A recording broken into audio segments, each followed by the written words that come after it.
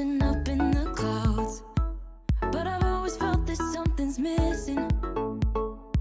That was until I found you right there in the crowd. You came into my life and started a fire. You made me feel like I could touch the sky. Oh, there's nothing missing now that you're my desire. Now all I have to do is to make you mine. 'Cause I know, and you know what we could be. Like a song, like a perfect melody. Baby, don't say you don't believe in me, 'cause you know, and I know, we're onto something good. You know, and I know, we got something good.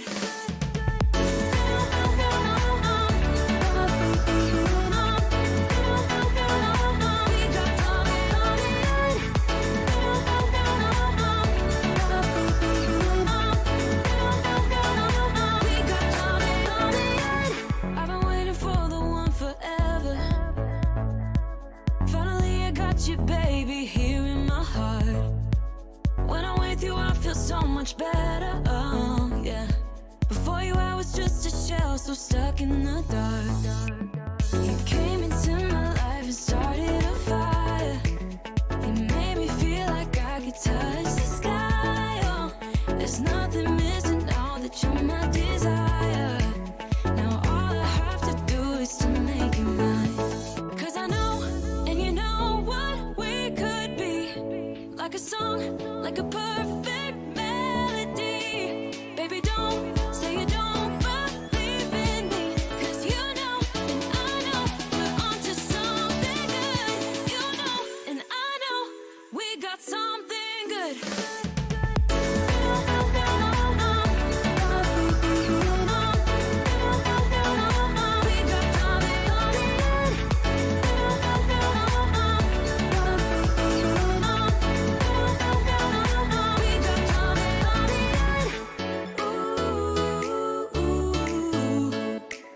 Follow your heart, baby, don't be shy.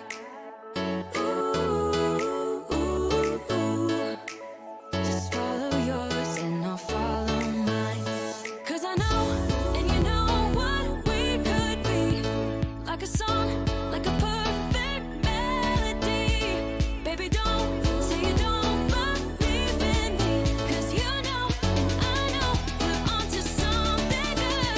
You know, and I know, we got something good. Something good.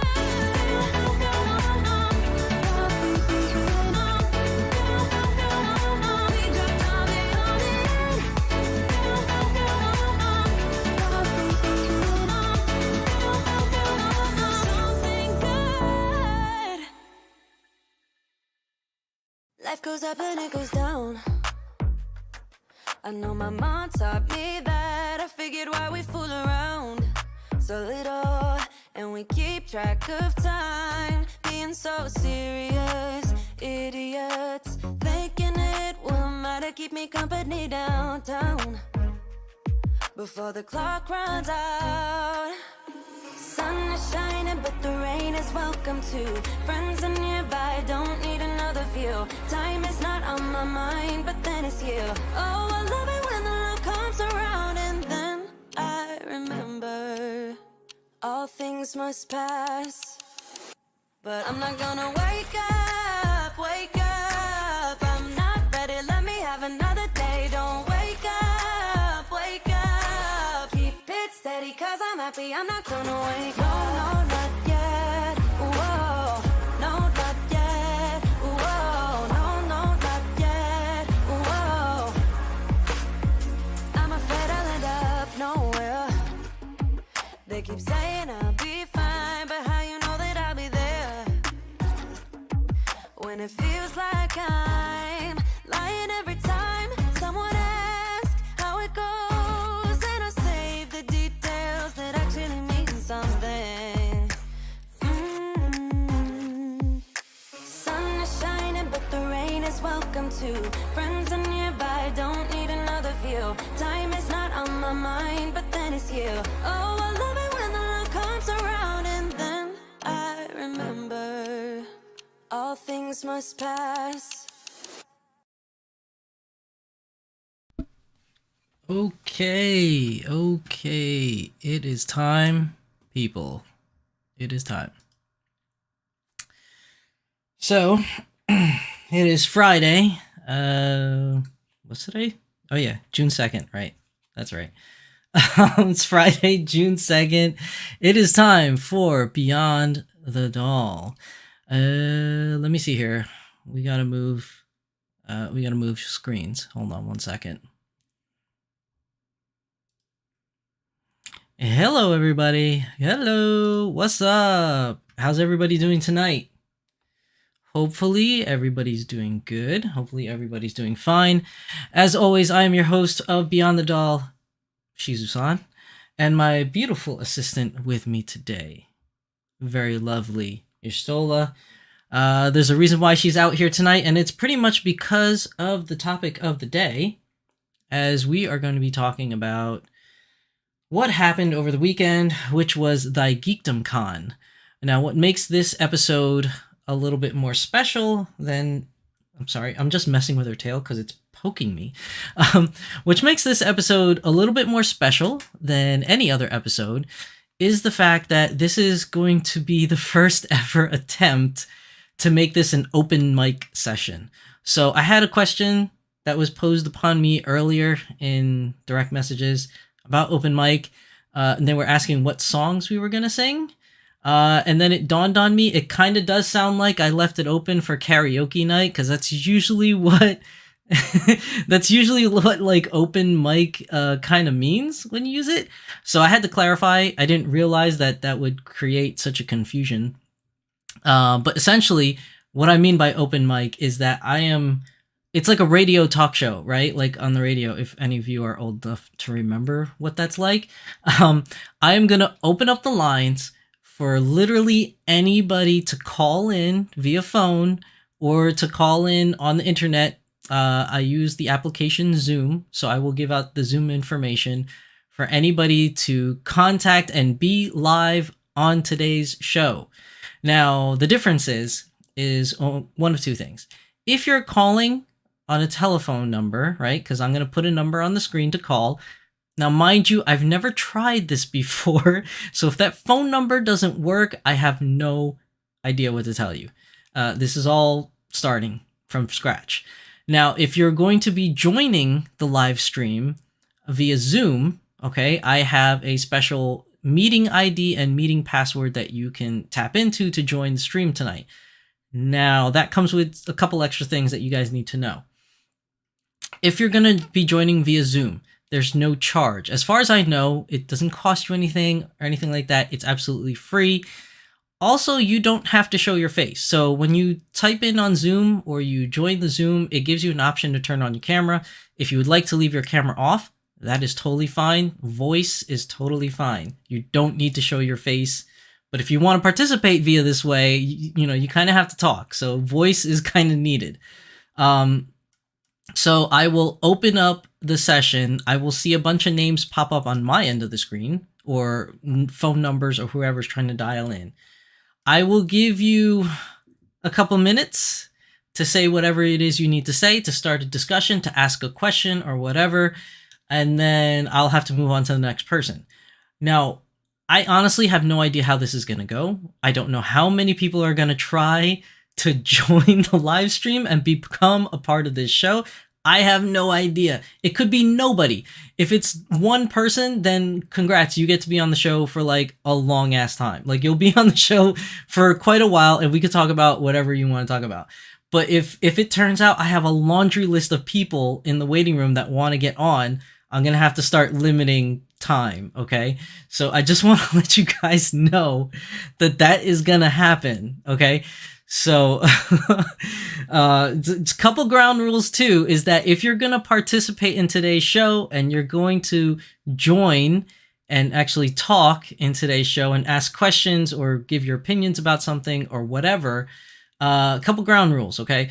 If you're going to turn on your video, let's make sure everybody looks presentable. I will look at the video screen that you're on if you're going to turn on your video and make sure it's appropriate before I turn it live. Okay. If you're not going to turn on your video or whatever and you're just going to speak, I'm just gonna let you know, make sure it's somewhat family friendly. I mean, this is an adult streaming service, but it would be nice if kids are able to watch it too. So try to keep it down to, kind of PG-13-ish. All right, if you can. Anyone that just signs on and then just starts profusely cursing or spouting off nonsense will get insta banned and insta kicked off. Okay, you will automatically just get kicked off the stream, and you won't be able to come back. Okay, so just putting all those ground rules out there right now, so that you guys know what's going on, because this is the first time I'm doing this, so this could be a complete mess and utter chaos, or it could be really cool and it could be fun. So who knows? So before we start with the actual show today, I want to address everybody that's here in chat. Welcome everybody live to the stream. Hello, Mika7. Welcome to the stream. Carla Newman, Holly Dalnut, Anna Justice, DD De Chalice, Ningyo Bingo. What's up, Ningyo Bingo? Becca, or Lindsay, whoever it is that's using the account today. Yoshi Plays, welcome to the stream. Magical Girl Kit Kat, welcome to the stream. Pants Off Dance Off, just kidding. Please don't. Mimico Minis, I'm kind of late, but I'm here. What are we doing? Mimico, we are doing a live stream where we're going to talk about the event last weekend of Thy Geekdom Con.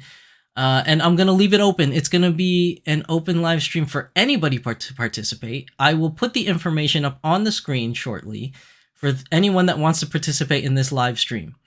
Okay, so let's try to keep it PG-13. If you don't want to show your video, you don't have to show your video. But you do have to talk, because that's how you're going to participate. So you do have to still be able to talk. I will kick you out immediately if you people start spouting stuff that is not appropriate for the channel's topic of the day, or just not appropriate in general. Let's see, who else? Yoshi Plays, hi, Yishtola. Yishtola says hi. So she's here, she says hi. Carla Newman. Haha, Kit Kat. The dance off, pants off. No, let's not do that. Please, don't encourage her. Anna Justice says, AKA Kitten Cat. Oh, welcome, Kitten Cat. Okay, so you're on a different name. Sorry. Ningo Bingo, it's legit, it's Becca. Okay, welcome, Becca. White Rose, welcome. Nice shades. Magic Girl Kit Kat says hi again to Carla and Anna. And Holly Donut, glad you're here, Kat. Hope you well. I hope you well too, Kat. I saw the video. Real life stuff comes first. Don't worry about it. Your doll family will always be here for you. Yoshi Plays, LOL. To be honest, I'm kind of a little bit late myself on the stream, though I'm watching it on my laptop. If you wanna participate, Yoshi, I'm gonna put up information so you can live participate in today's episode, if you so choose to. No pressure, but I'm leaving it open for anybody to participate in today's stream to talk about anything they want. Within reason, okay? Within reason, people. I mean, this is a doll channel, so if you have anything you want to talk about doll related, that's totally fine. If you so happen to be somebody that went to Thy Geekdom Con, that is joining this because you saw the link or you saw the promotional, because I did hashtag Thy Geekdom Con, and you want to talk about your experience at the con, how much you liked the con, anything of that nature, how much you enjoyed the doll booth at the con, feel free to dial in and join in on the conversation as well. Oh, Corey's on. Okay, so Anna and Corey's on. Okay. Welcome, Corey. Yoshi Plays. Anyway, I brought Akiko with me. Welcome, Akiko. Just casually struggling to attempt to figure out dark mode on my laptop. Yeah. I updated my app for YouTube once, and it got stuck on light mode, and I couldn't change it back. It was really aggravating. Magical Cat, I read your comment. Very kind. Thank you. No problem. Don't worry about it, Cat. So I'm going to put up the info on screen. What I'm going to do is I'm going to put up the info for anyone to join, okay? And I will check the waiting room list to see who's there. Now, the first part of the stream, I do want to dedicate only to Thy Geekdom Con and everything. I have a whole spiel that I want to say about that. So if you do dial in immediately, I might not let you into the live stream just yet. I want to get out all the things I wanted to say about the con first, and then I'll start accepting people. So if you do join, just know that I see your name there. I see you there. I'll let you in when I start accepting actual callers. But I'm going to open up the lines now so that people can get in, so I can at least see if there's interest for people to participate in today's episode. Okay, so let me see. I'm going to turn on the information screen. It should be popping up right there. So hopefully you guys could see it. It should be up. Maybe. Yes. No. Let me know. Because my screen on YouTube is a little behind. So let me see. I think it's working. Yes. Okay. So it's working. Okay. So the information's on the screen. If you want to join, okay, if you want to join via Zoom, you can open up Zoom, the app, and enter in the meeting ID and password. If you want to join Zoom via web browser, you could just go on whatever web browser you use. So, I mean, like Firefox, Google, whatever. You can join Zoom there, enter in the meeting ID and the password, and then you should be ushered into the little waiting room. Now, if you're calling, for whatever reason, if you decide to call via telephone, I don't know if there's any charges, okay? Because I don't know what your telephone provider is. I don't know what your telephone provider does. So I don't know if it's going to charge you anything. But if you want to call in, you can call in via telephone. The telephone number is there. You do have to still enter in the meeting ID and the meeting password if you're calling via phone, okay? So I just want to make sure that's clear. So the safest choice is to use the Zoom app or to go on a browser to join. But if you want to do phone, do phone. I honestly don't have any idea whether or not you'll get charged by your phone service provider or whatever. But the Zoom line is open if anyone wants to join. Let's see what's going on in chat. Ningyo Binga says I got it. Okay, so you got dark mode working. Okay, Mika says it's up. Cleo, call me no Cleo, we don't want Cleo. Although if Cleo does show up, that would be pretty interesting. Okay, so Anna says it's there, Deity says it's there, Holly Dona says good. Okay, so the info's up. If anybody wants to join the live stream, it is up. But before we do the whole live stream thing, I do want to give a big shout out to, let me see, can I change this thing here? Here we go. I wanted to give out a big shout out to Thy Geekdom Con for hosting us at their event. So for those of you that weren't familiar, Thy Geekdom Con happened this weekend, May 26th to 28th. Just passed. It's over. You missed it. There's probably a lot of stuff on social media about it. I posted some stuff on my Instagram and Twitter. I posted some stuff on YouTube that you guys can watch. But essentially what happened is we had a doll booth there. And some of my good friends came along to the doll booth also to participate and show off our wonderful dolls to the attendees at Thy Geekdom Con and basically educate people and share our love for the hobby and just let them know that this hobby exists. Just as much as representation is a big part of the smart doll community, and Danny Chu's trying to show representation for all different kinds of individuals and create some inclusivity, we are trying to do so in the Northeast of the United States. So there are doll conventions and doll meetups that happen in California. I'm told in Seattle. I'm told in Texas. I'm told in the southeast corner of the United States, around like South Carolina area. But not that I know of do we have much going on in the Northeast. So we did the Thy Geekdom Con thing so that we can have some kind of a presence in the Northeast and let everybody know that the community is here. And, and for those individuals that never knew about it, we had the cool opportunity to talk to a lot of people. We met so many people that have never heard of the hobby before, or individuals that have seen the dolls on the internet but don't really know what they were, that found it interesting, yada, yada, yada, etc.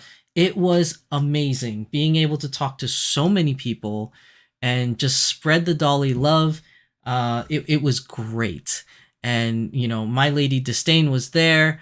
Kitten Cat Shop was there helping out at the booth. Lindsay from Ningyo Bingo was there. Becca also, who started the whole thing and organized the whole thing for us, was there and was basically the leader of our group, and her wonderful sister Lisa, who was helping us out, and her wonderful husband, who also helped us out during the convention. My daughter was there as well, also keeping an eye on the booth, although she did a lot of walking around and attending a con because she doesn't attend too many anime conventions. So she just started getting into it, and there was a lot she wanted to see.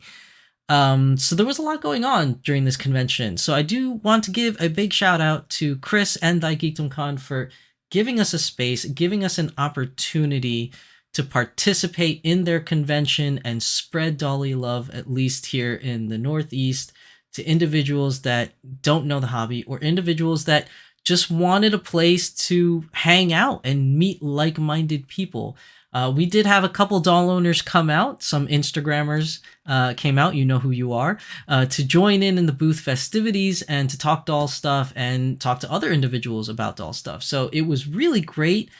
It was a fantastic gathering of people.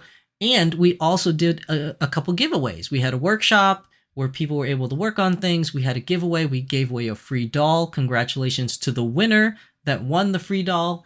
And then there were other dolls and other items that were auctioned off also during the convention. If you want to see the items that were auctioned off, you want to see like the actual auctioning, it is on my YouTube page under the live streams for the Thy Geekdom live stream.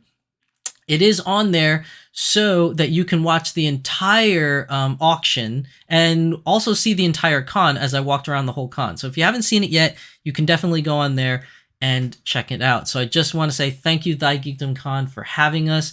We really appreciate it. It was so much fun. And hopefully we will see you again. And we'll be back at Thy Geekdom Con next year. Who knows? Maybe. So, oh yeah, the info. Okay, the info's gone because I changed screens. I'm sorry. Let me change it back. Hold on. There we go. So the info is now back on screen. That was my whole little spiel that I wanted to talk about with Thy Geekdom Con. And now we're going to go into some talking points. How do I do this again? We're going to go into some talking points. Here we go. So let me just add the other thing here because I forgot to add it. Blah, blah, blah. Hold on. It's coming, guys. Oh gosh, the information is so small. Okay, there we go. It's gonna have to cover. It's gonna have to cover there. If you can't read it, guys, let me know, but the information's on there. So, talking about Thy Geekdom Con, we have a couple pictures to go over, and one of which is here. This is the doll booth. This was the doll booth at Thy Geekdom Con. This is just one angle. Sorry, I'm just adjusting all my windows because they got all screwed up. This is just one angle of the doll booth. This was early on Saturday, so not all the dolls were on display at the time, but they are up and they are there.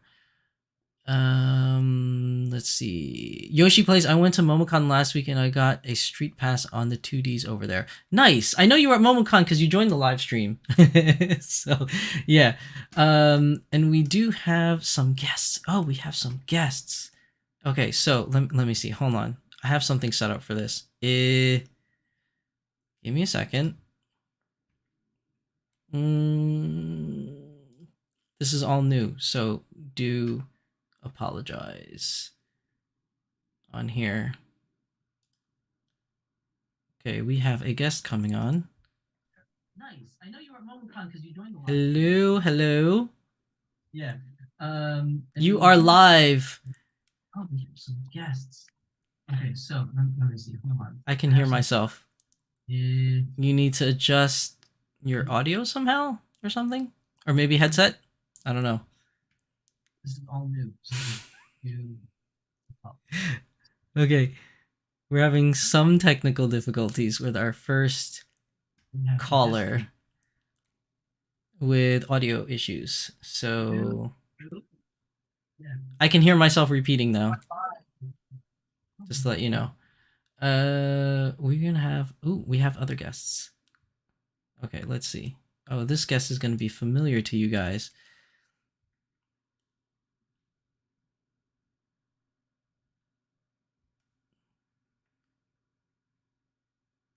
Okay, hold on. They're joining. They're joining. Hello, can you hear me? Hello.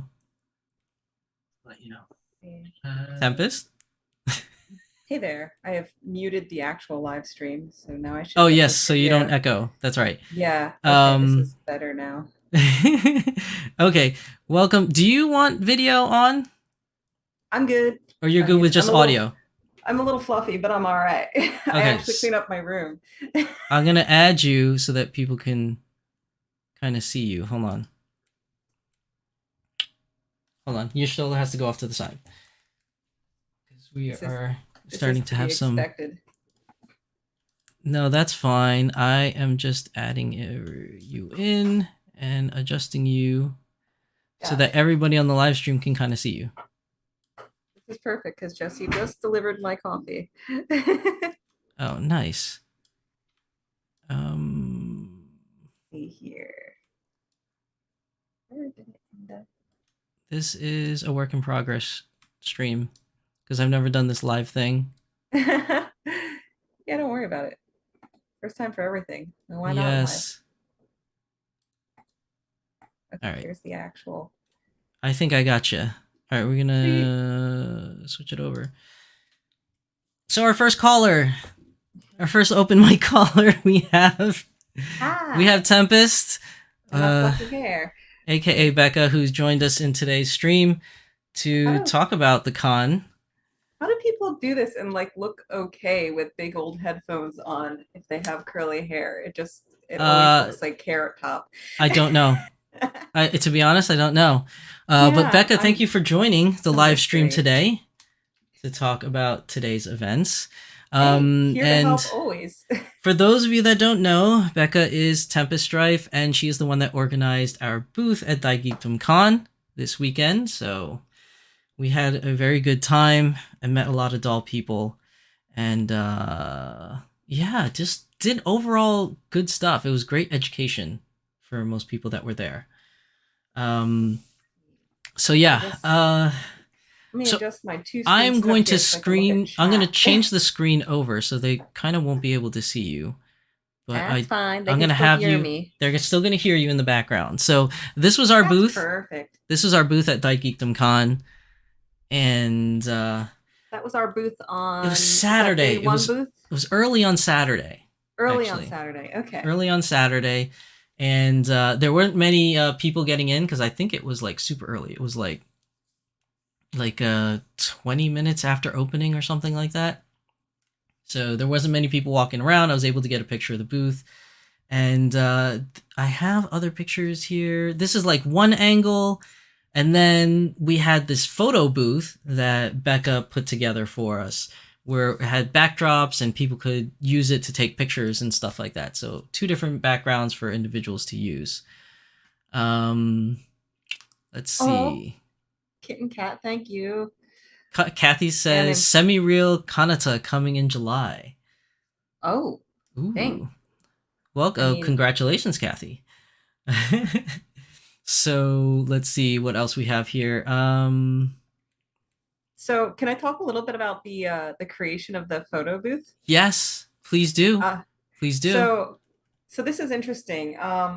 So I ordered the backdrop on the left of the image first, Hmm. and you guys can hear me, right? I hope you guys can hear me. They should be Um, able to. great. Um, so it was right at the start of COVID, and it was coming from China, was right where everything stopped coming from first. And at first, it was just like, oh no, COVID, we won't be able to get things shipped from China, and we're gonna have like a shutdown for a little while. Hmm. And I'm like, all right, let me rethink this. I'll order something somewhat domestically. So then I actually ordered, and by taking an image of a free to use image of a cherry blossom, Mm-hmm. And then also the background from the Mako reactor, I ordered custom fabric from Spoonflower. However, the images can only go so big, and they're pretty big pieces of fabric. It's done on stretch fabric to limit the wrinkles that would appear. Mm-hmm. So we actually used an AI program for retouching photos to what's called rasterbate, which is to make something larger. So it actually filled in details as it got bigger and bigger. And that's how it got that big, which is much bigger than the original image by it being resized, the AI filling in things and resized again, which I think is cool. If in case you guys ever want to make your own backdrops and you have tiny photos, you can make big photos. And I think it's like 30 days free for the trial. If you look it up, Right. you'll figure it out. Just look up like AI resize image larger. You should be able to find Right. it. No, it was really Hey, cool. A lot of people actually did enjoy that Final Fantasy VII background that came around to the booth, so they did really like that. ooh, magical Kit Kat. I would not argue with your assistance in making backdrops in the future. Yes, I that would would, be welcome. I Also, Jay would. Louisa, welcome to the stream. Again, if anybody wants to participate in today's episode live, just join. The information is on the screen for you to join. We did have two individuals. I think one of them dropped off. But if you do want to join, just join on the information that's on the screen, and we will let you in so that you could talk live on today's episode. Going over some more pictures over the con because I really want to talk about what has happened. This one in particular, I want to show everybody. This is two very specific dolls that made an appearance at the con this weekend at Thy Geekdom. And the one with the black and red dress was actually the free doll that was a giveaway for the lottery provided by Tempest, who is on stream with us live right now. And the other doll sitting in the chair is actually Tempest. I made this terrible mistake when I didn't know what my first doll was going to be. And I had an original character that I had based off of uh like like Final Fantasy VII when I was a kid, and their name was Tempest Strife. So I made my username on Den of Angels called Tempest Strife, following every other unique username I've ever made named Tempest Strife, and it's next to never taken, especially with the underscore. Mm-hmm. Please don't make that a different. And I tried to change my nickname now and then, but it just keeps re-sticking. And Den of Mm-hmm. Angels didn't allow me to re-change my name. I'm like, hey, my doll is called that, so can I be something else? They're like, no. So just under my username on Den of Angels, it says call me Becca. Oops. Oh well. Right. So the doll Tempest Strife that was on the chair actually got a lot of attention, but I couldn't tell if Tempest was getting the attention because she's so cool looking, or it was the combination of how cool she looks plus the chair.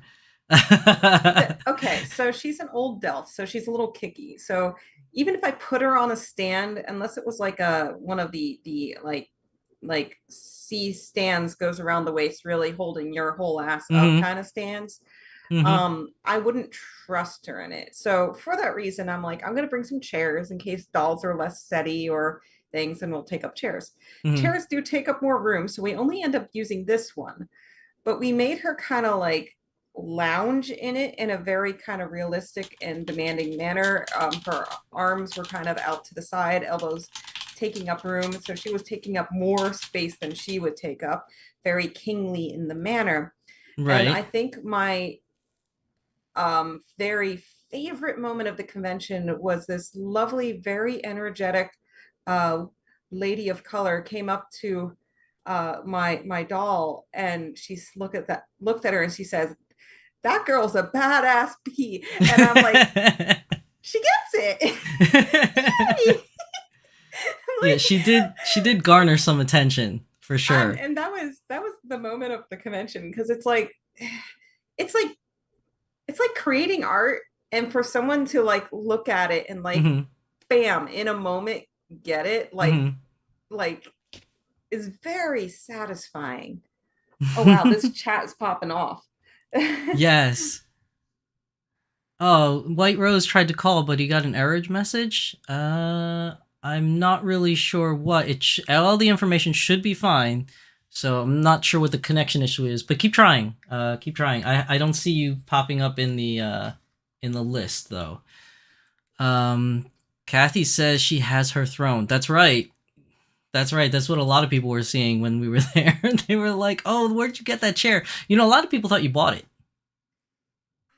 I did buy this one, but I bought it forever ago from the one time we had Dollism in New York. Mm-hmm. It was way north in New York, almost Oh, into I must have Canada. misunderstood because I thought you said to somebody that like you In made it. in the in the comments of one thing, I said you'd be surprised with what you can make, because you can actually make things that look better than this if you try. Because honestly, it isn't to scale. Like the legs Hmm. are at the.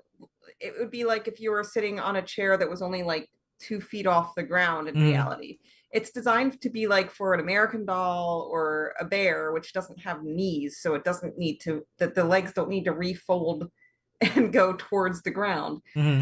But you can find these in antique stores and secondhand stores and the like. But you'd be surprised with just some hot glue or staples and cardboard and paint and fabric and upholstery foam, what you can put together. And there's lots of tutorials for that. And then you have control over the scale of it Hmm. and over the everything else, like texture and things like that, and whether or not it matches the color of your cat's fur, if they frequent your doll areas.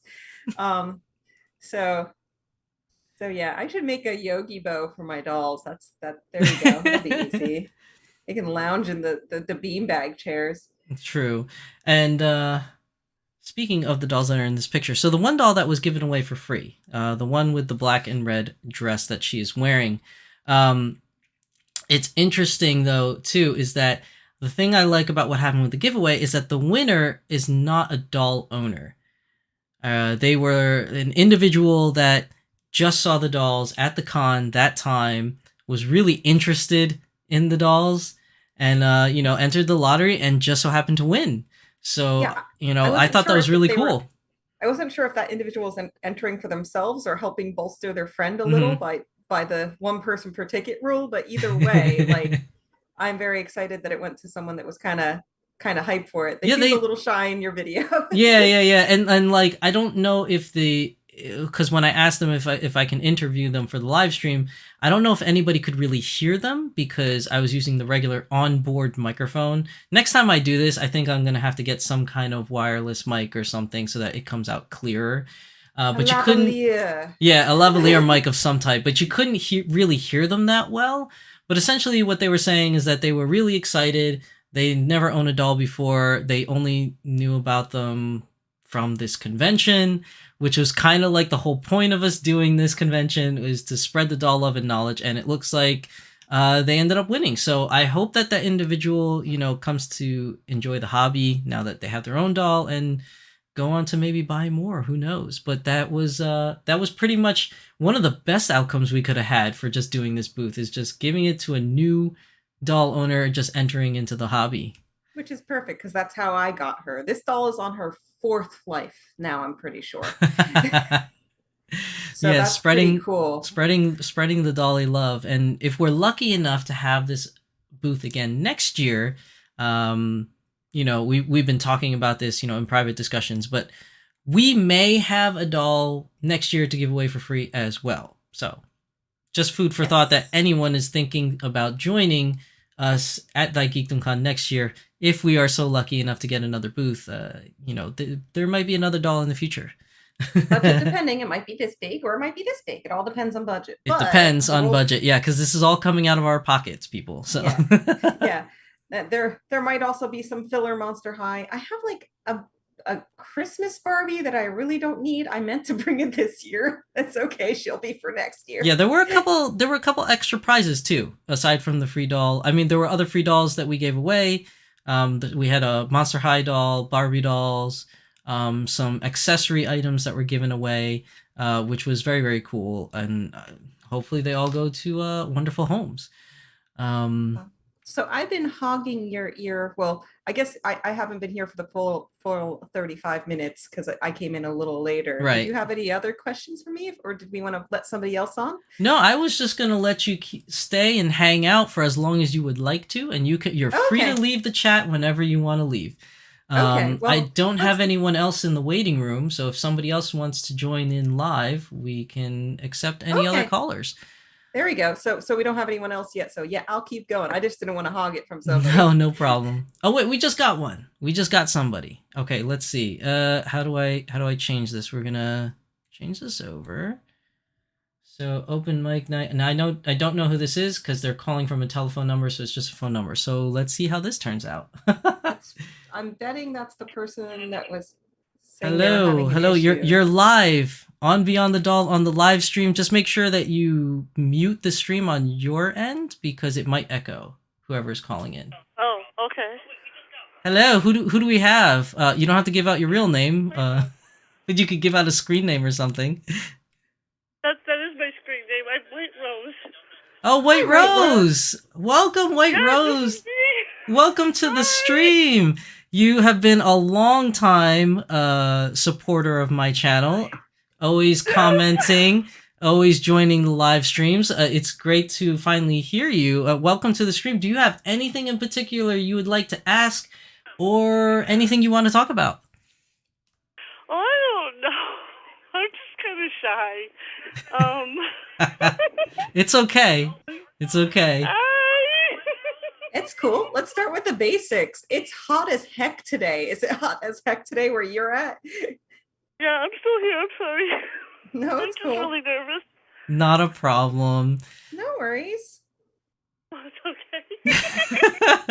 okay. No, this is new for us too. I've never opened the lines up to just anybody call in, so this. Yeah, I understand that. Are you surprised who you're hearing? No. Why would there be a surprise? Because I think in the beginning you thought I was a dude. Oh well, yeah. You know what? It's hard to tell from screen names. Like genders. Not that Well, not that genders really matters. I just happen to like roses. They're kind of my favorite flower. Oh, that's not a problem. A lot of people like roses. I think my favorite I is thought like. you'd be kind of shocked that you were talking to a dude. I mean, isn't it the But rule? I don't present. Mm. I don't present feminine. I actually present non-binary. Oh, okay. All There you right. go. I use they them pronouns. Hey, So yeah, I tune in once in a while when I feel like it to be on the doll, but I mostly watch Doll Symposium. But I'm here with Lulu. You are here live on today's episode. Welcome. He's right here with me. He's listening to everything, watching me stammer my brains out.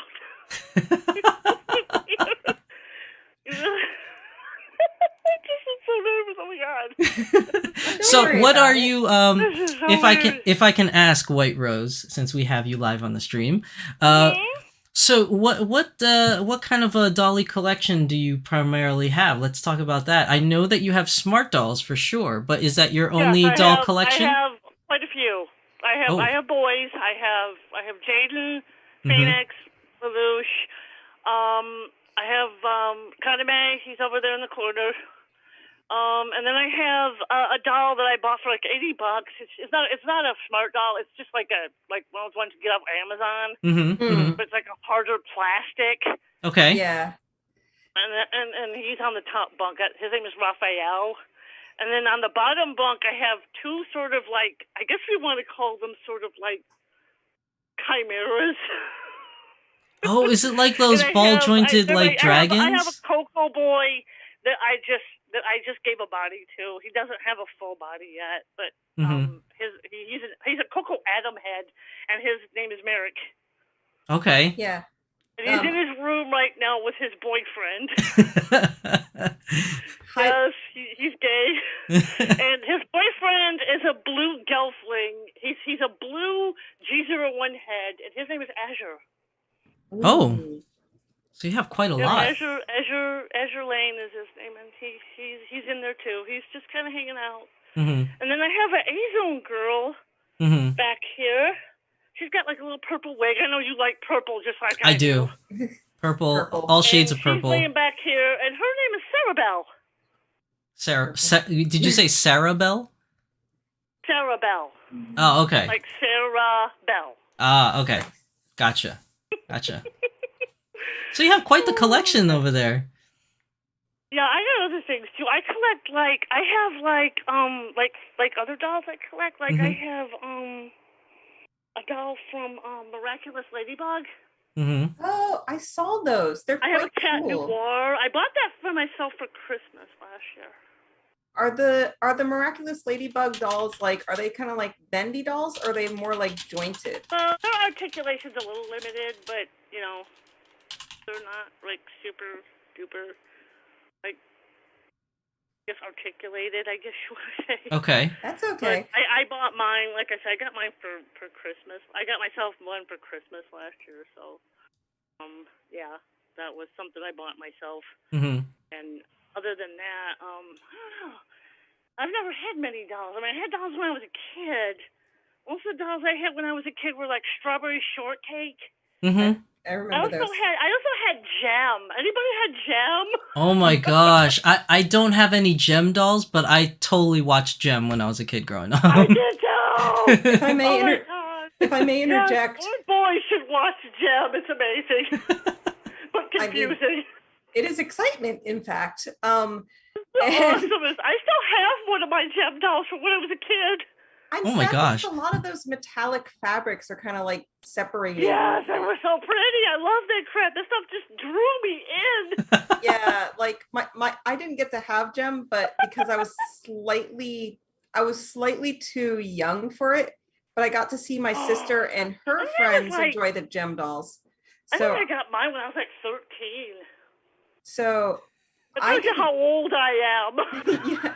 So hey, listen, I'm right there with you. I didn't end up having the Gem dolls, but I ended up having from secondhand a few of the rockers and rockettes from the Barbie. Oh, you mean you mean the Misfits? No, there was actually Misfits and the holograms.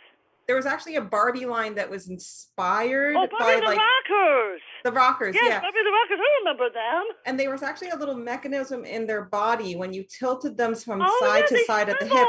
Their arms moved like they were very sadly dancing. Oh, it's kind of like for the boys with the. Yeah, boys had toys like that too. Like I remember when I was a kid, we had like. Teenage Mutant Ninja Turtles, where if you would move them certain ways, their arms would move. I was obsessed with that when he was a kid. Yeah, it reminds me. I kind of want to see if it's close by, but my very first Barbie, which I dare say is kind of sort of my first jointed, almost ball jointed doll. Might be right up there. I might take a looky look. Oh, some other dolls I collect. I forgot to mention. I have a lot of Kens. I also have some Mycene Kens, and I have at least 2 Rainbow High boys. So yeah, that's my collection, and I have Bratz boys as well. So nice. I have a lot of different dolls. Hey, there's nothing wrong with that. You got yourself an extensive collection, which is pretty cool. And plushies. And plushies. And plushies. Plushies are. I am plushie nuts. Plushies are a blessing and a curse, especially when you have. I've had to downsize actually on my plushies because I have way too much. They are kind of volumetrically challenging. Sometimes, yes. Sometimes depends on them. Like I have one. Do I have one? Oh, I don't have one that's like really accessible because it's kind of like under a lot of boxes. About, like Grail dolls at one time. Have you ever wanted an old Coco Chitose? Yes, I do. Still on the hunt, trying to find one. The only one I know who has one is Beth and Hope. Is who? Was what? Beth and Hope have one. Oh, okay. Really? They have one. I've seen videos of it. Oh, I want to say that I've seen it, but I honestly can't remember because when I met them, they always bring different dolls every now and then. Yeah, they usually bring Caleb, and they usually bring somebody else. Right. Are you specifically talking about the purpley sort of cocoa Yeah, skin? it was a purpley Yeah. cocoa color. But yeah, they actually do own an old Coco Chitose. They Yeah. also own the only existing old Coco Crimson. That one I saw. They actually brought That's Caleb. that doll to Anime NYC. Yeah. So I did see His that name is one, Caleb. which everybody was fawning over Caleb. Oh, I know because he's such a hunk. So cute. Of course, my boys are handsome too. I've had people say Kaname's pretty handsome, but he's also a nut. The personalities of my boys are weird. Like, Kaname is my gamer, cookie-addicted otaku. Oh my god, And Becca. Lulu just likes chess and reading and stuff, but him and Kaname butt heads sometimes. Oh, And then I got can't believe you Phoenix, got that. who's my spiritual boy. You say He's Phoenix? he's my little chakra-loving, astrology-loving dude. And then Jade's sort of my shy little artist. Mm-hmm. I got, how many boys do I have? Well, I guess I have 9S. And then I have Felix, and Felix is kind of a Puss in Boots character who's kind of like a fairy, and like I have my imagination of him is going through the Feywilds and just like ever a child but also an adult trying to help save people from themselves from adulting too hard. And then Lulu likes to abuse his Gios. That he does. That he definitely does. It. And I posted something where I said that he got me a Mountain Dew by making the clerk give it to him with Gios.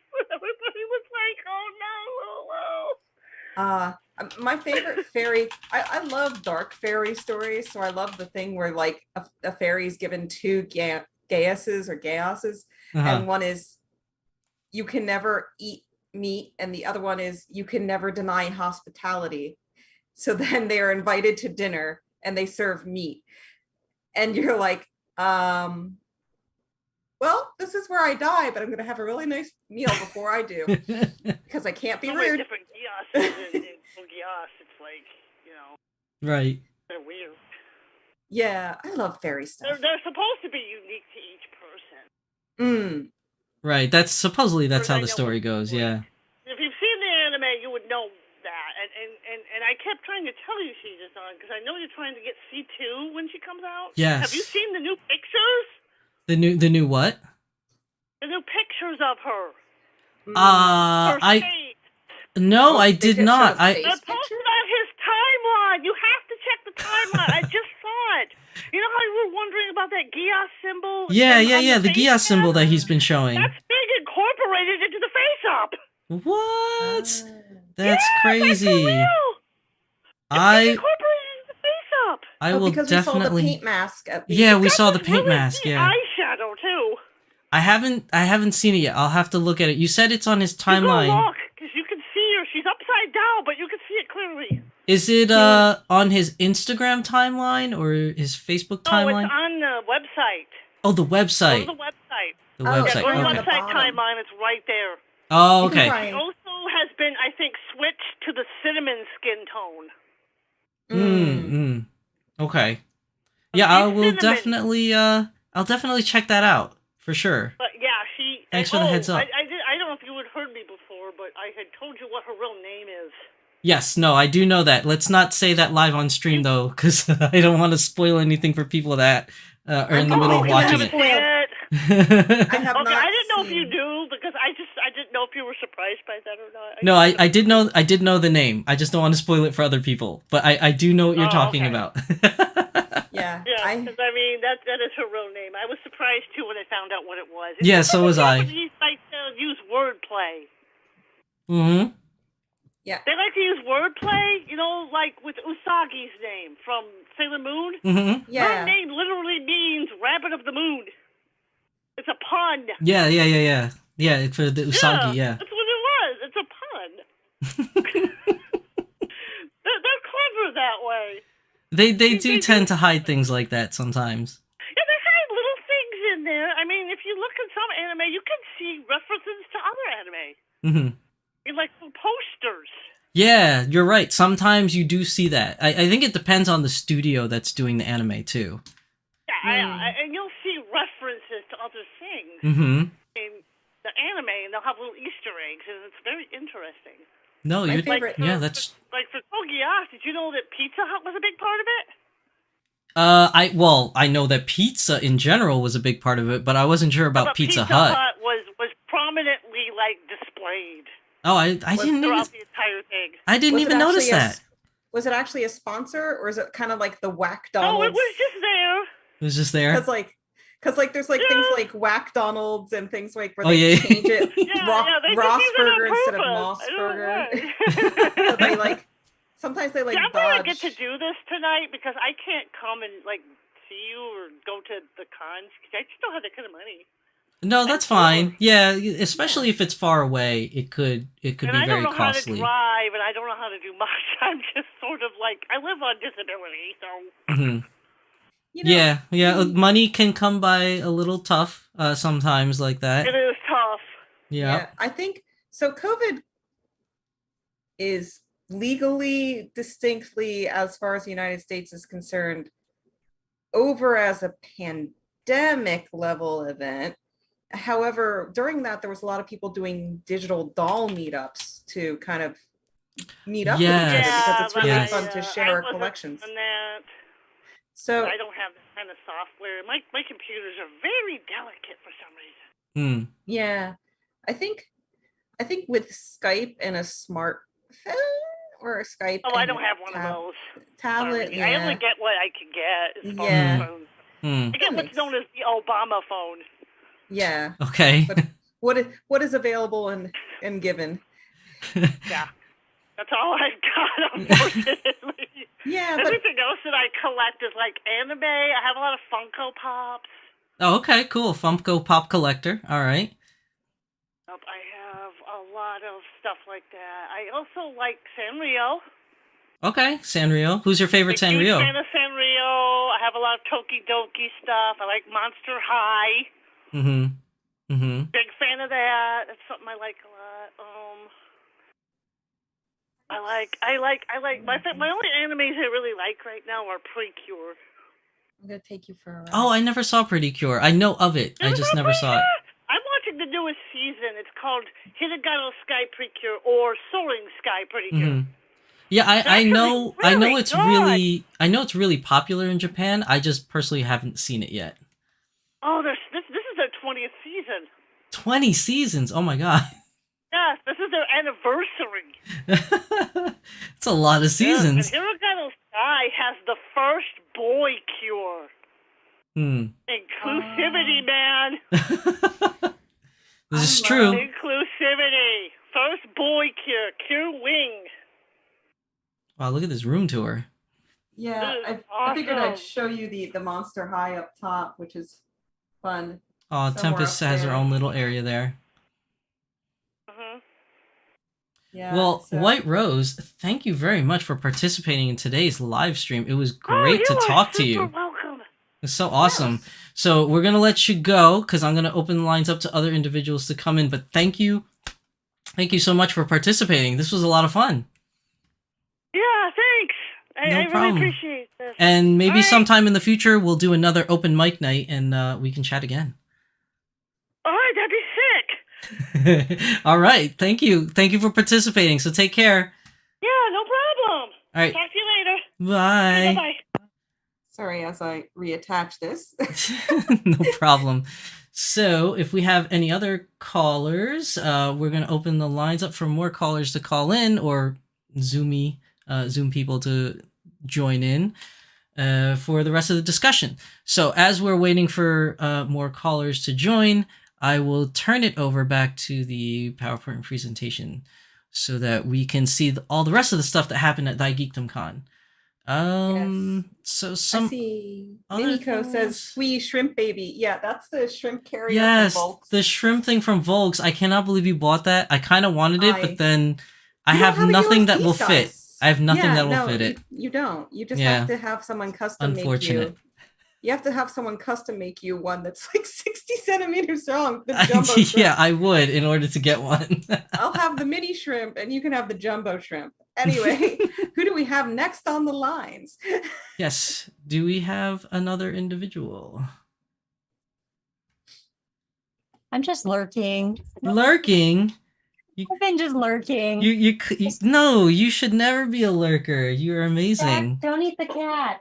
Don't eat, I mean, don't eat the cat. You're not That's allowed. literally at least 10 times a day that I say that to my children. Don't eat the cat. Okay, so I mean- for our next caller that is on the open mic tonight, would you like to participate just by audio, or do you want your video to be shown on stream? Because right now I am not showing video, so I'll leave it up to choice. I mean, you can put me on video, but I am not very cute at the moment. I'm wrapped in a blanket and working on a face up. I mean, that's real life, baby.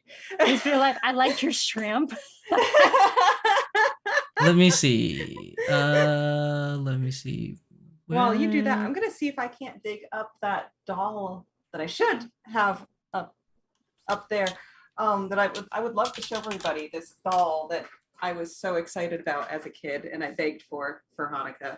Yeah, it's been really neat to see your collection. You have such a lovely collection. Oh, thank you. Yeah, it's very, I kind of like it being eclectic and diverse because that way I have like, if there's an outfit out there, I can put it on somebody. That's true. That is such a benefit. And I keep hearing more and more about that from my friends who like collect lots of different types of dolls. And I'm like, man, I gotta get on this train. Gotta broaden my horizons. I need a bigger house. Well, I try to just be concise and swap heads. I'm sorry. I'm sorry to the individuals on stream. I'm just trying to realign windows to make this work. Don't worry. And as long as you don't show my butt as I'm like grabbing this stuff up here. Let me know when it's okay to switch screens. I don't want to like expose you to the live stream now. It's just a pair of shorts, but still. Okay, so while Becca is we could have a working with some stuff, I'm wearing shorts too. I just want to make some toasty. acknowledgments to the live stream. I've achieved bag. TBB Productions. I'm sorry I got to your post a little bit late. Says I kind of like the doll commentary at the con. Saw a guy chilling eating raisin canes with his doll. Not a fancy tea party or unrealistic standards we've come to expect, but just a man, a doll, and canes. Oh my god, raisin canes is so good. Very nice description there. Kathy says my froggy stuff does that. It's so long in the stream, I don't remember what you were referring to, Kathy. I'm so sorry. Luxaria says, what's going on? I just finished work. It's a live stream. We're having open callers, Luxaria. So if you want to participate, the information is on the screen so you can participate. Anna says, TBB, yep, just Corey and his dolls. Okay, that's what she was referring to. Kathy says, cherry blossoms and roses are my favorite flower. What else is on here? Luxaria says she only had mostly Barbie dolls growing up. Kitten Cat Shop Barbie Corey. dolls was mostly prevalent. It was mostly prevalent back in the day. Corey says G.I. Joe with the Kung Fu grip. Yes, see, Corey knows what I'm talking about with the with the boys' toys that can move. Let's see. Otherwise, they can't hold their guns, and we have to perpetuate violence for small boys. All right, switching cameras over. Hello, everybody. We have our next guest. We have our next guest. Organized. We have Kat from Magical Kit Kat Girl. If you guys couldn't recognize the voice, live on today's stream. Welcome, Kat, to the stream. If I didn't say so already. Hi. Hi. I feel like this is what I do now. Like I play D&D. I do face ups. I watch TV. I do face ups. I listen to books on tape. I do face ups. I mean, it's which you When do. I'm working, You do wonderful face ups, might I say? Wonderful face ups. Speaking of I didn't make a YouTube video about it yet, but I just want to see a picture. I just want to see how you style her. I Like, might that's as the most well. exciting part. I might as well do Ooh. it live on stream right now. So See your bae. yeah, see my bae. Well, okay. So chat for those of you that don't know in chat, I got a gray doll that I was able to build, and Kat over here, the very lovely Kat, has done a face up for my doll. So some of you may have seen it on her channel. I actually haven't put her together yet because I ordered the wig and it's not here yet. So she doesn't have the wig as of yet. Did you get the wig? I'll leave that up to interpretation when it actually comes in. I'll leave that part for a surprise. But just so I can show everybody, I'm gonna switch screens real quick, Awesome. so Hi, that Mimiko. the live stream can see. But have it right here, straight from Texas. Straight from Texas. I haven't given her a name yet because I'm waiting to get the wig in so I can get the full effect of her look in her name. But for those of you watching live stream, this is her.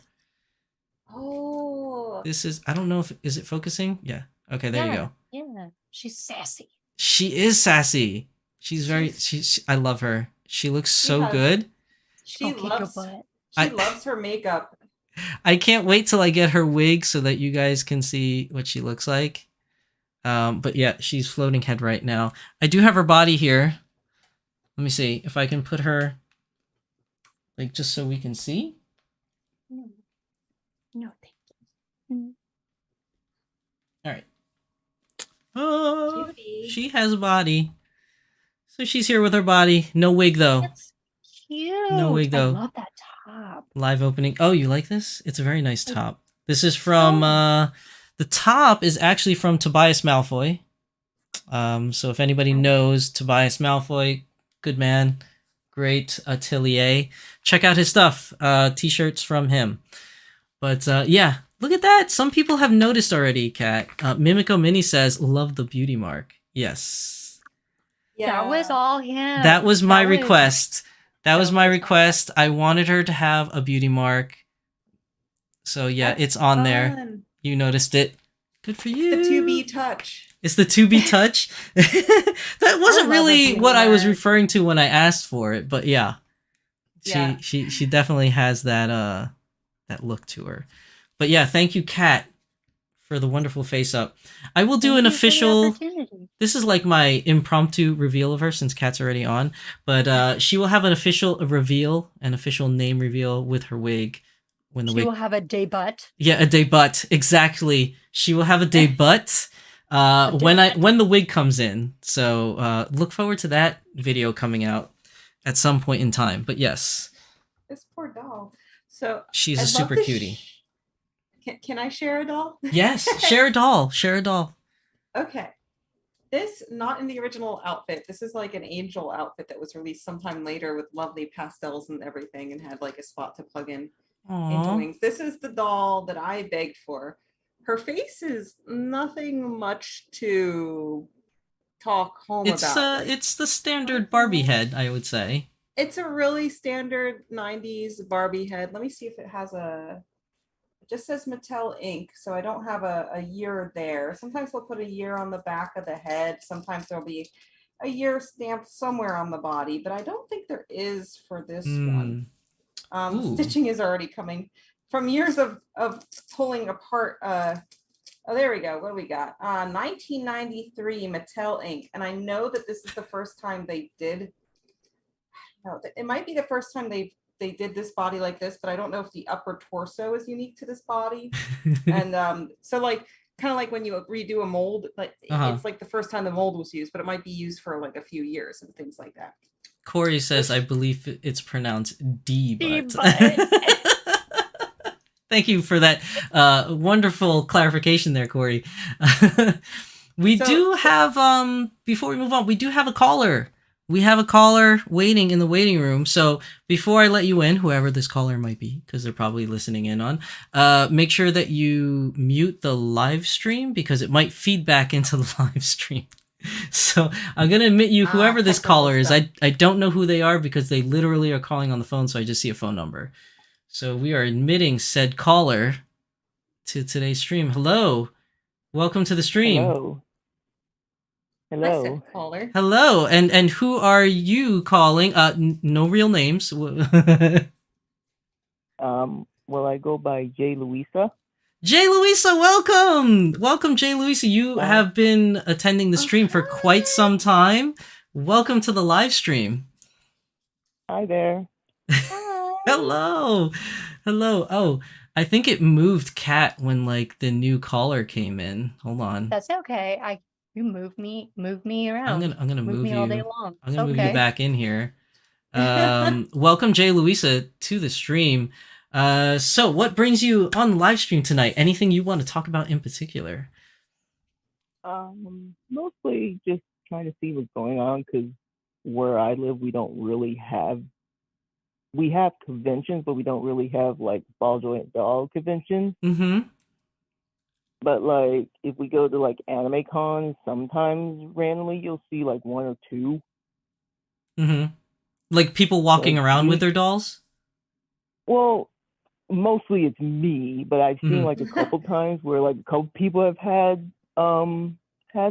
Mm-hmm. Like I know we're going to a con soon, so I'm trying to actually finish a wig on one particular one I'm thinking about taking, just to be like, oh, maybe I'll find somebody.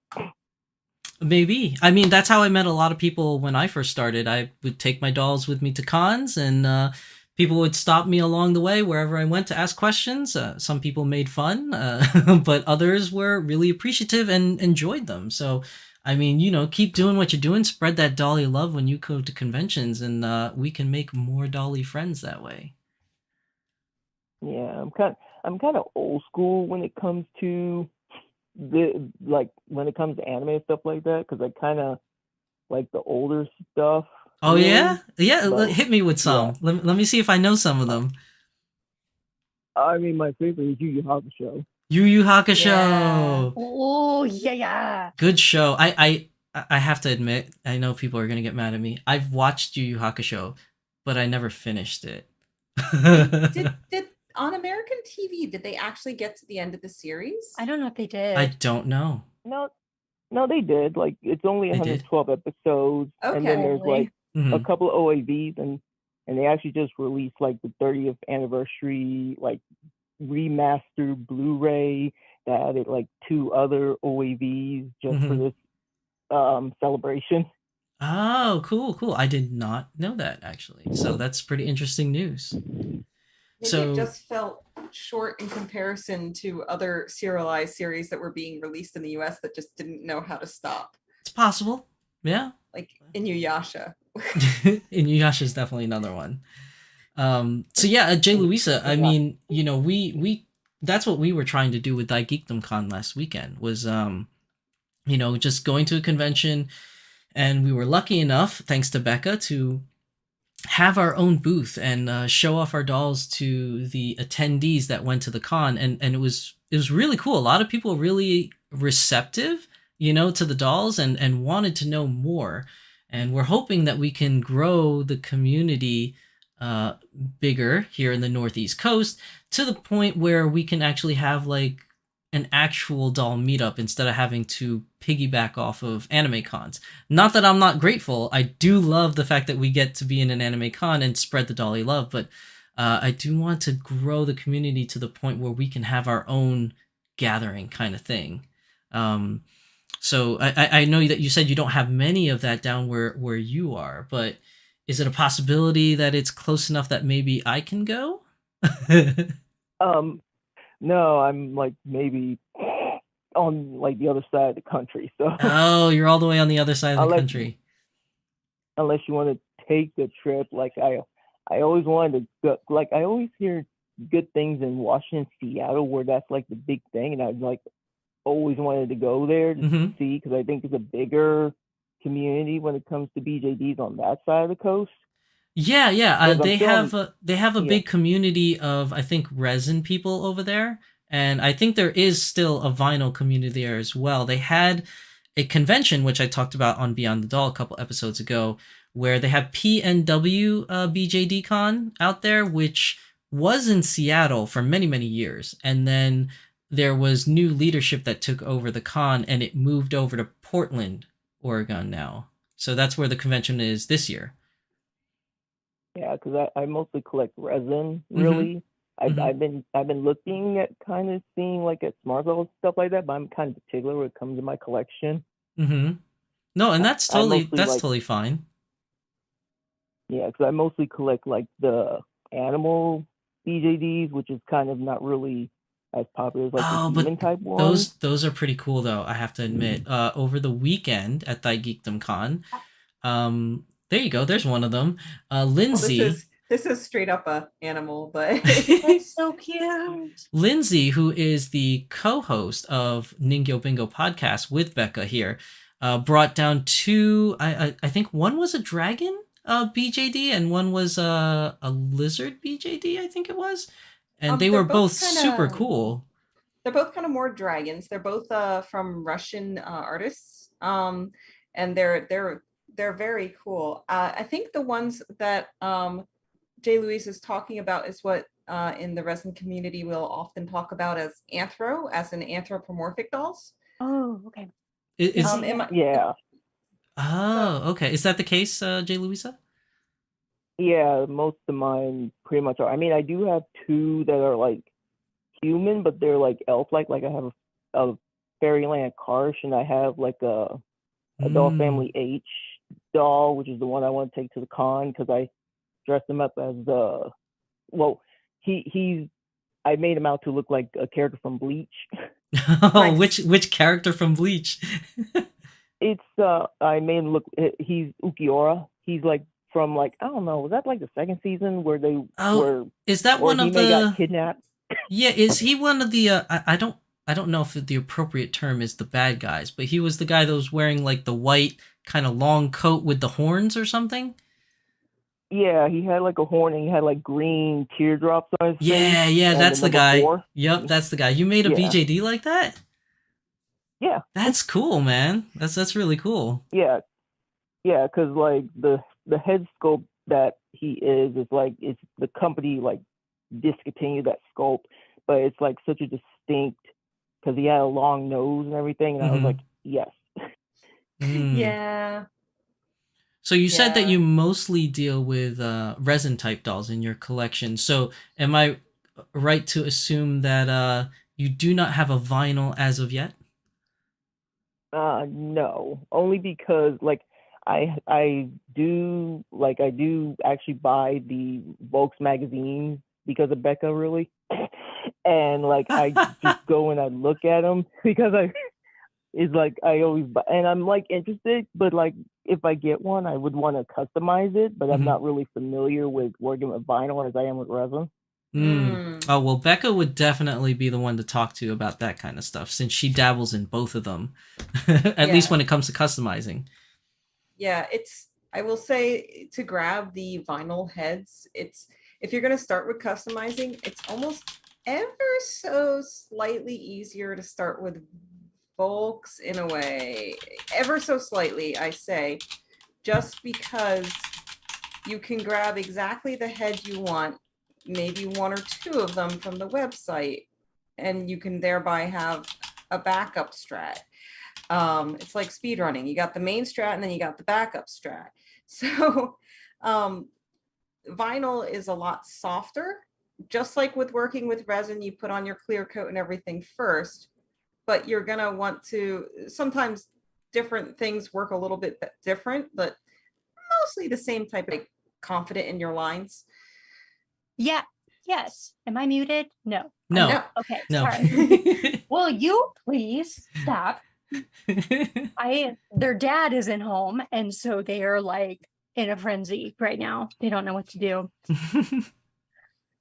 So yes, I do. I usually always start in a lighter shade, and will if I'm doing smart doll,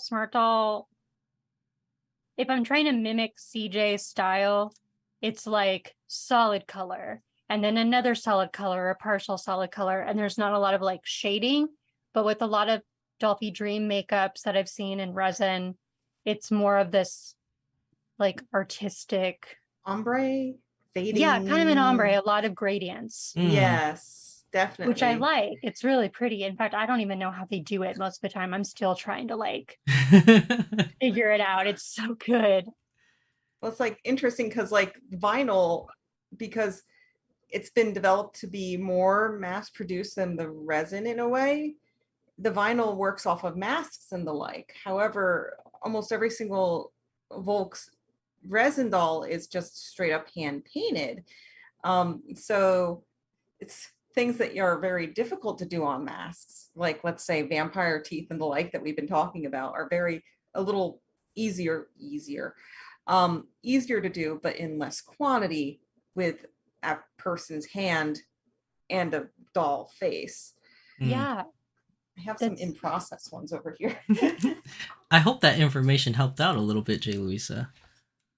Yeah, it did. And actually just kind of embarrassing because when it comes to like Becca, I just want to say your podcast has helped me whenever I have to go through my long commutes to work. Like I literally have all the episodes. I have the episodes downloaded on my phone. I'm just like, yep, I'm just gonna listen to this while I'm driving. Thank you. I know you've been commenting and emailing back and forth for the forever, and I know I haven't released anything in forever. It's just life has changed. That's okay. Get back to it. I want to get a new laptop, just because my 2011 MacBook Pro that was kind of sort of lobotomized, because the one big chip crashed and we bypassed it. was my podcast machine, and that didn't help. And then Lindsay got a different job, and then that didn't help. And it's just like, and then we released like one podcast just like kind of beginning pandemic, which was Black Dolls Matter, and it was really good and timely, and I was very proud of it. And then we didn't do another one since then. Well, talking with Lindsay over the weekend, it may seem like maybe some new Ningyo Bingo might be coming back. Yeah, we were talking about some easy to tackle topics. Right now we're having like some problems with historical data because we have several, when we want to do history things about companies, especially like long-standing companies like Doll Zone and the like. We have this issue that A, it's in Chinese, B, all the old website is kind of gone and done, C, Den of Angels reorganized, so all its historical data from the time at which it actually occurred is done. Oh, it got lost. Photo Bucket took a dump and stopped letting people hot link, so everything that's linked onto Den of Angels is done. And last thing, specifically about Doll Zone, they started as a recaster. Did they really? People don't want to talk about that much. So I can't even go directly to the company like, so I'm making this history podcast and I really want to like brush on how you started there, but where you are now. And they'll be like, no. That would be the answer. That would be like, no. I mean, you can see if you can maybe ask, be like, no judge, but we like to, keep record of your company, which, side note, the Ukuyara head is a Doll Zone. So I'm kind of fancy to them. So I'm like, though their aesthetic is kind of different now, which I'm like, yeah, I don't know if it's different sculptors that have come and gone, because I think some of them went into Doll Chateau. Yeah, and then I think I don't want to say, but like this new company that I've been kind of loving, Dream Valley, has been my thing. Like I pre-ordered, like they had like a 1/4 bunny. Oh, a 1/4 bunny, like, because of the bunny legs. I'm like looking at her like, are you in competition with Fairyland? Because she like has jointed legs and everything, and it's like she's like looks like a mix between like Lola Bunny and like Judy Hopps, and I was like, yes. Sexy bunny. Not to sound perverted, but you had me at Lola Bunny. I mean, who didn't have a crush on Lola Bunny? The internet has informed me that Lola Bunny was an awakening for a lot of people. Yeah, wasn't it like some kind of weird like meme or something that went around saying that like Lola Bunny started furries or something? I don't know if that's true. It's just that a lot of apparently people have said that a lot of people right around that time watching that movie, which was a movie you brought children to, right? And then they would watch this bunny anthropomorphic do things and was codified as like, here is the femme fatale lady. And they were like, actually, I like this. Am I a furry? And meanwhile, I'm just looking at like, ooh, animation, because I love 2D animation. I'm like, ooh, Bugs Bunny. And like the cell shade, so like they did a lot of gradient shading. It wasn't just like the normal cell shading for Space Jam either. Like it had like, because they had to make it mesh a little better with the live action.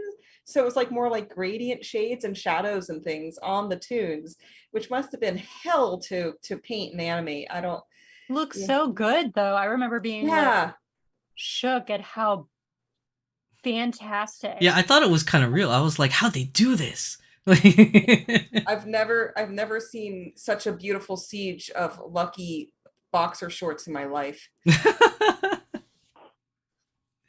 Oh my gosh. I love that movie. It's such a classic. Unironically love that movie. Yeah.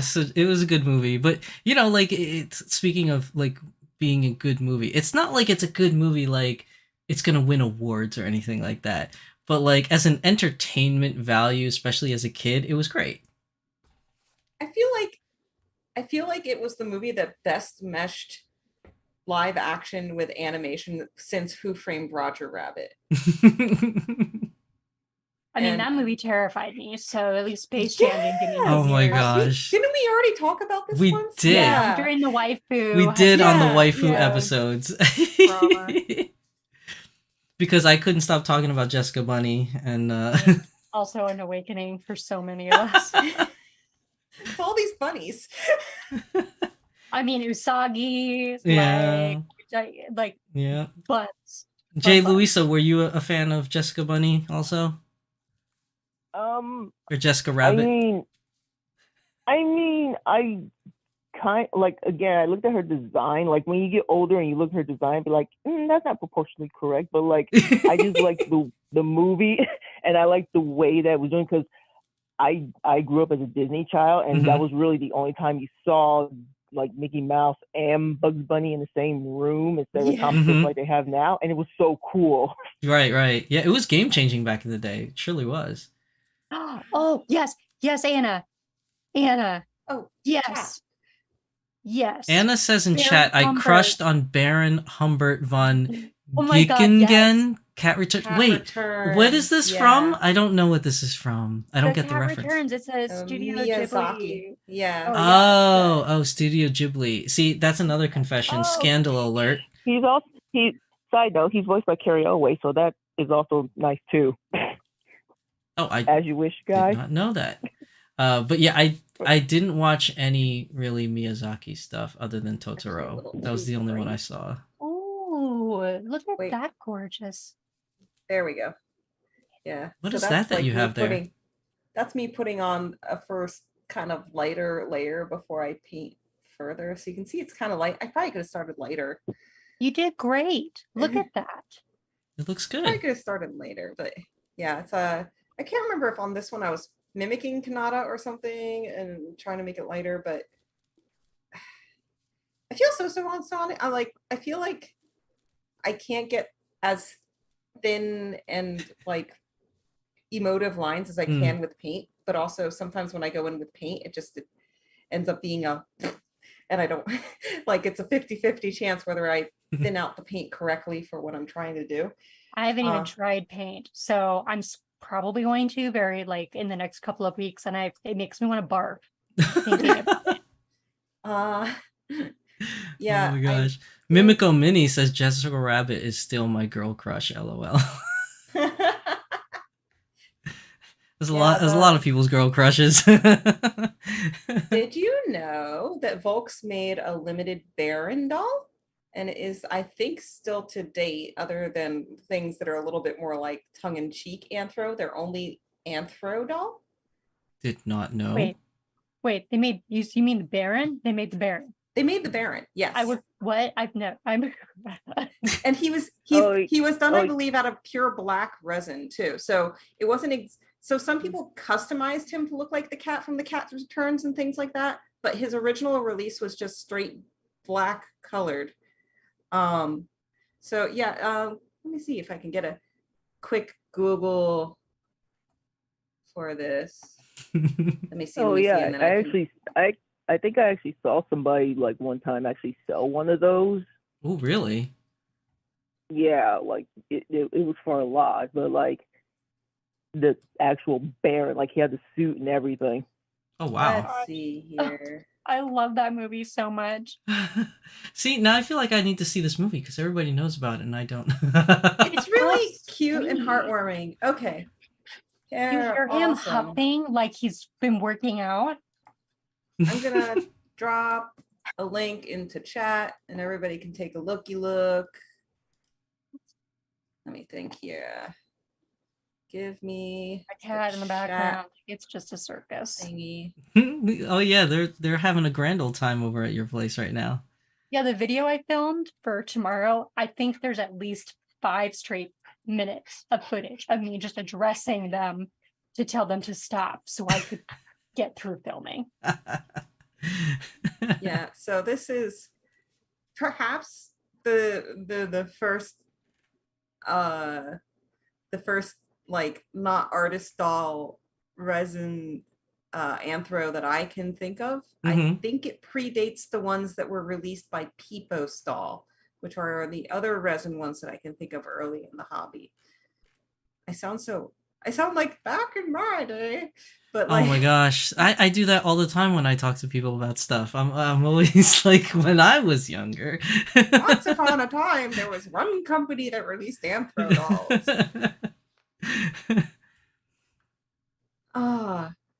Wait, did you find the link? I did. I put it into the. I thought I put it in. Did I put it in? Or did unless the I need to. I don't see it on my. Enter. Hold on. Did it go through? Maybe you were smart and you put some bots in here to help. I'm gonna put it into this chat for the call. Oh, here we go. Yeah, then, it came up in there. I don't know. I don't have any bots set up, so that's pretty interesting. It might just be by default. Sometimes they're nice and they make sure links don't happen because links can go to bad zones. This is true. I don't blame them. Oh my gosh, shut up. Okay, so because chat can't, I mean, the live stream can't see this, so I'm gonna share this with the live stream. Hold on. Absolutely. So that everybody can see this. 1 second here. There we go. Yeah, I think he had gloves. I like how the wish list says $0.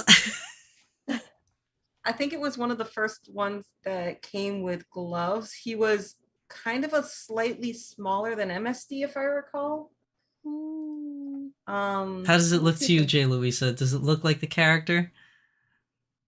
Well, in the movie, I think he actually has white fur, but like it's the Baron.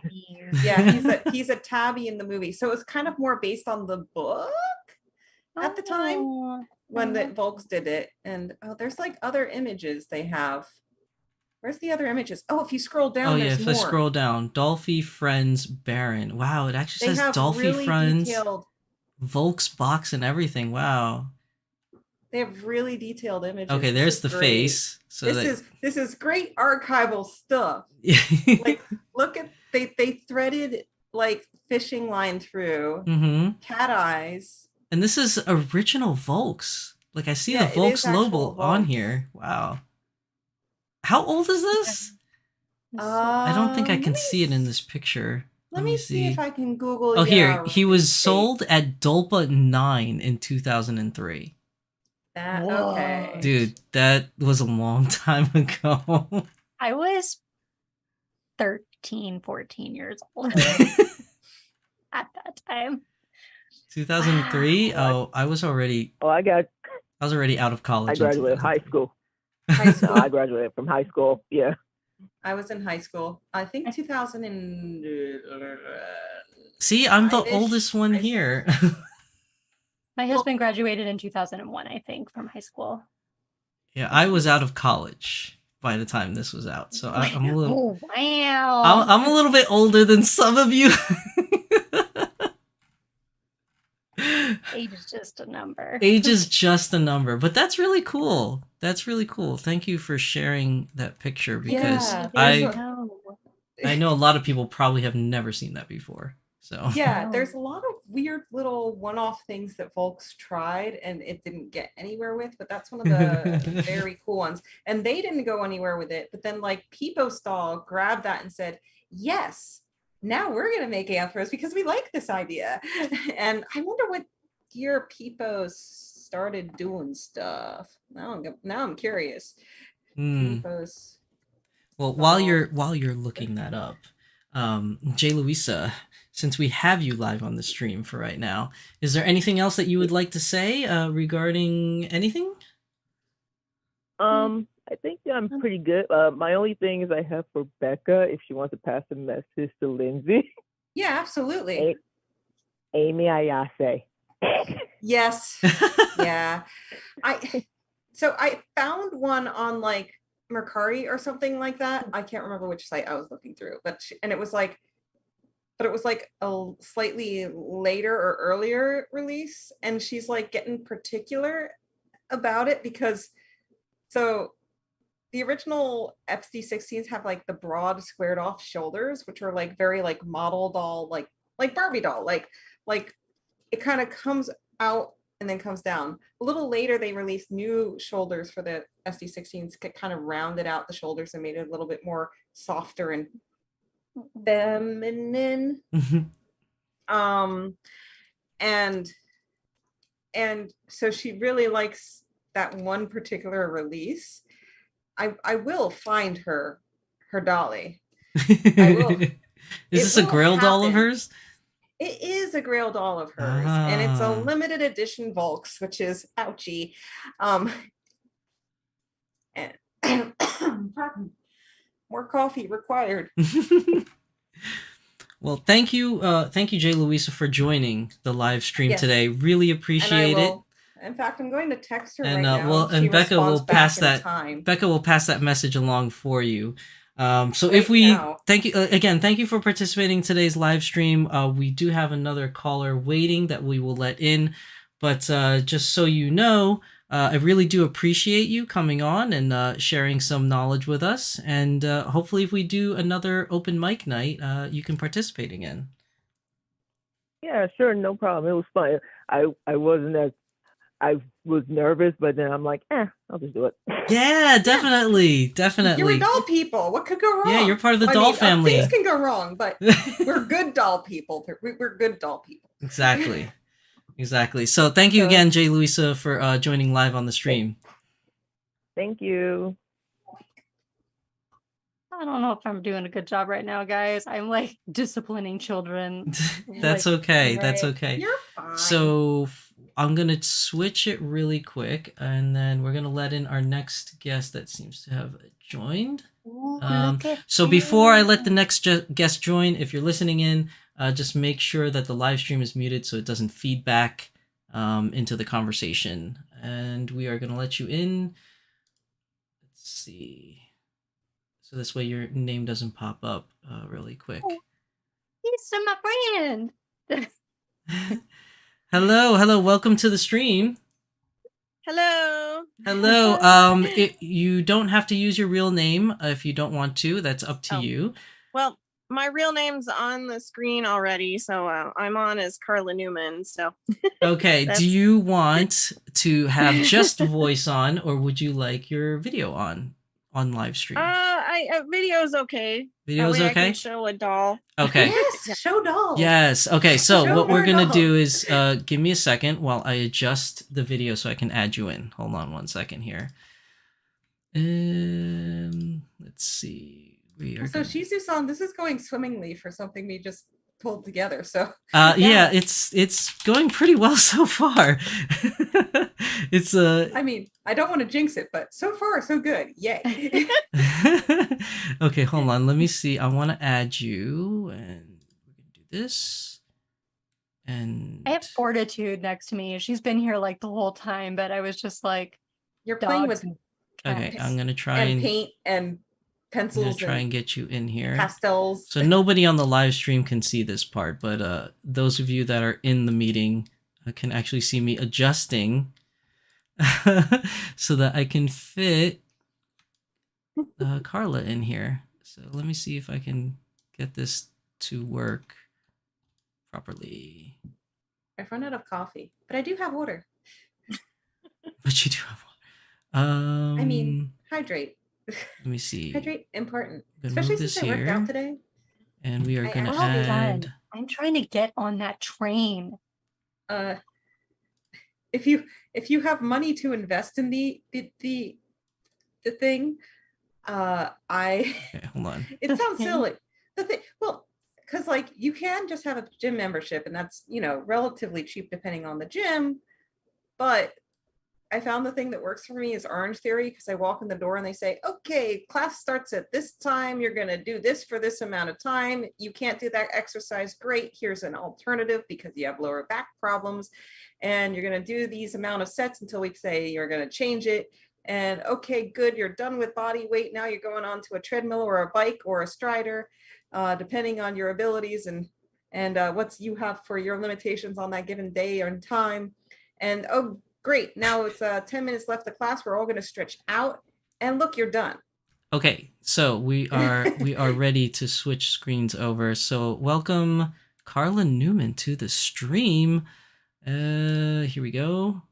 Should be available for everybody to see now. Hello. Welcome to the stream. How are you doing? Hi. How are you doing this evening? Good. I've got my my newest doll here. This is the Transcendence in Tea, but she's wearing a pirate hat because she's getting ready to go to BJDC, Texas. Ooh. You know, Kitten Cat Shop is on their way there to BJD, Texas. So you will be able to meet them there, which will be cool. Hopefully. I'm actually only going to the free day on Saturday, so hopefully I'll... Yeah, I don't know what day they're going. Hopefully Kat will be there too. I will be there. Yes, we'll be hanging out. Nice. We'll be hanging out. Free day. Whoop, whoop. Woohoo! So wait, am I to understand that there are paid days and free days? Yeah, I guess the way that BJDC operates, according to some of my like well-versed BJD friends, is that it's like a traditional doll conference. Like you have meals and events and things that are included in your ticket price, and as opposed to like I'm used to doing like conventions, like where you just like the Dallas convention was more what I'm used to for like panels and things like that. And I really wanted to attend BJDC, like the whole event, but we just couldn't. Right. The time commitment and things, but like Corey and Anna raved about. They're still raving about it in chat. Yeah. Food. We will be there shopping too. Registered gets day before. Registered gets day before. I think they get first pick at shopping, I guess. Yes, you do. Yeah. You get like perks and you get like a... Wait, if you pay, you get perks, you're saying? Yeah. Ooh, that's kind of cool. Actually, Corey and Anna want to join as well. Yeah, let them. We're going to let them in too. Yeah. Give me 1 second. You guys can Everybody can talk about the doll. You guys can keep talking. Let's type up a new doll talk. You guys can keep talking. I am just going to what's it call it? You can remove my video. I'm gonna get them in here. So you guys carry on the conversation while I do this, please. Yeah. So I'm guessing. So I think from what I remember is like you can second day. I'm guessing you can get it free to go to shop at least, but you don't get any of the dinners and things like that. Right. Yeah. So, but you get kind of like I saw even on. Oh my gosh. Ooh. Oh, Wish doll? you're gonna have to mute. You're gonna have to I'll let my mute your child outside. the stream. Mute the stream. Mute. There we go. The echo Oh. has subsided. Sorry, Yeah. guys, the mute button wasn't working. That's okay. It worked eventually. Yeah, it did eventually, so that works. We'll just need voice. That way you don't have to make more room. Oh, okay. You just want to do voice? That's fine. That is fine. I just need to adjust all the pictures again. There's a fluffy thing. Apparently, there's not room for my doll, myself, and my cat in the picture. So It's a hard choice between doll and cat for Yeah. oh my Yeah. gosh, yes. So the way BJDC works is registered Okay, guests. Steve. Say hi. No. Wait, what's going on? I Uh, missed it. Sorry. No, it's okay. So how does it work? So basically they have there's 3 days for the convention. So that's kind of like your usual doll convention.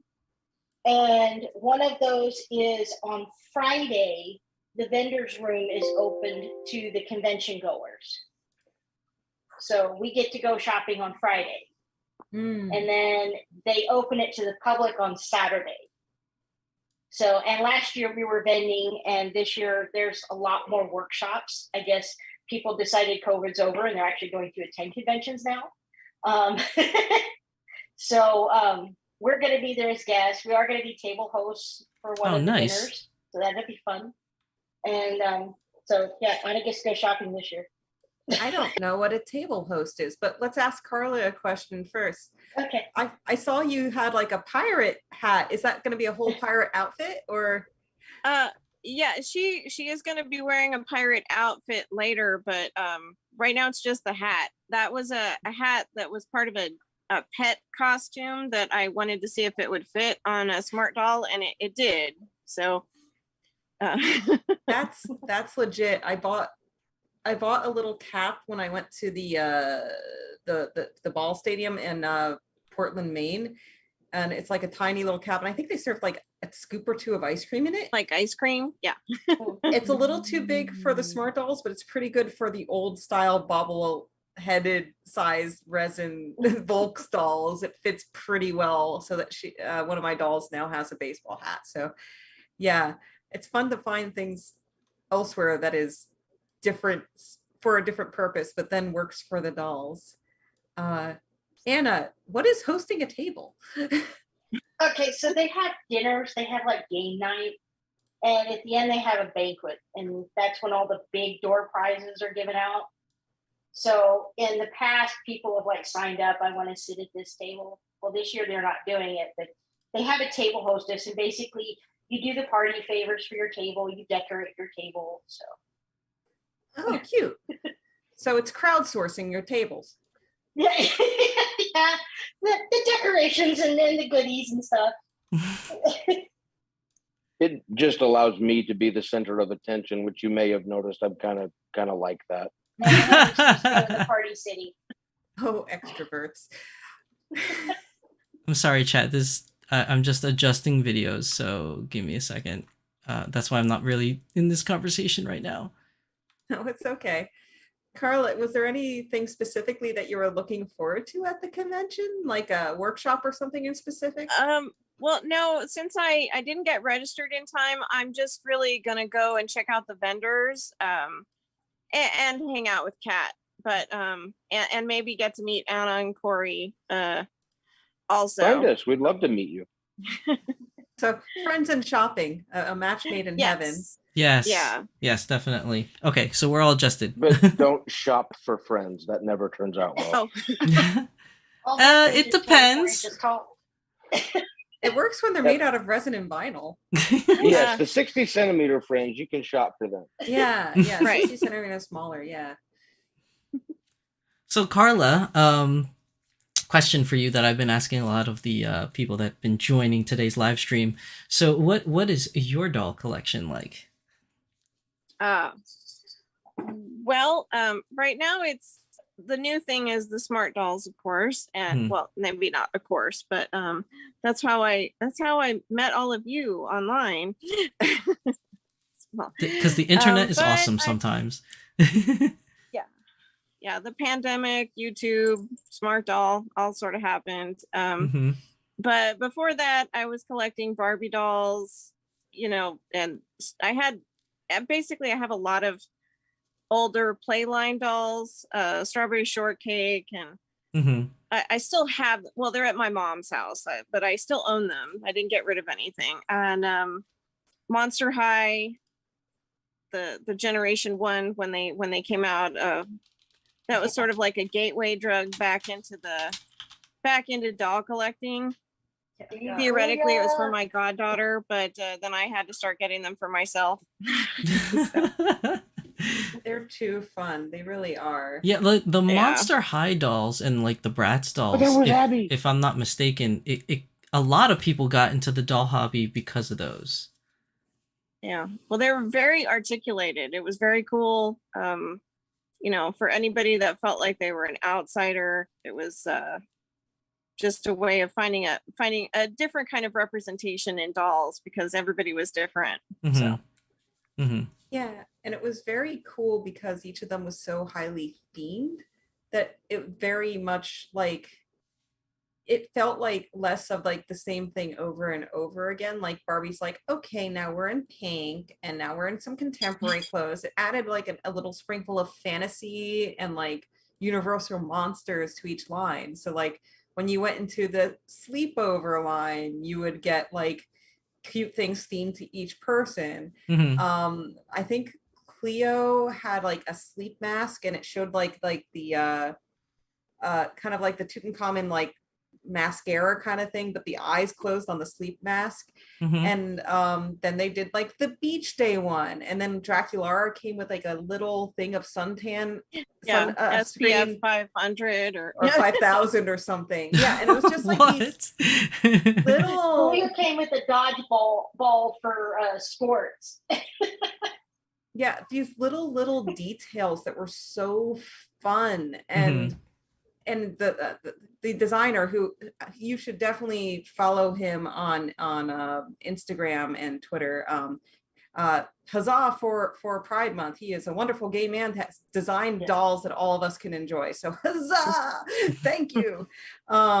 So yeah, I love everything. I'm like sitting here, my sister got me, I haven't unboxed her yet because I'm in the do I want to unbox her or not want to unbox her zone right now. What, like keeping her as a collector item by keeping her in the box?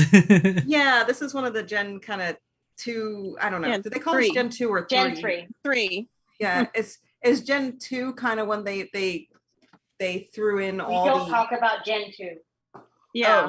Oh. Okay. Gen 2 is that reboot. I'm not even gonna delve into that one. Okay. Corey and I fell in love with the webisodes. Yeah, I loved watching the first round of webisodes. I'm curious what the second round of webisodes are like. I binged all the Rainbow High webisodes. But there's no. The thing that's killing me is the doll that I would have grabbed immediately upon re-release was Ghoulia, but they haven't re-released Ghoulia yet.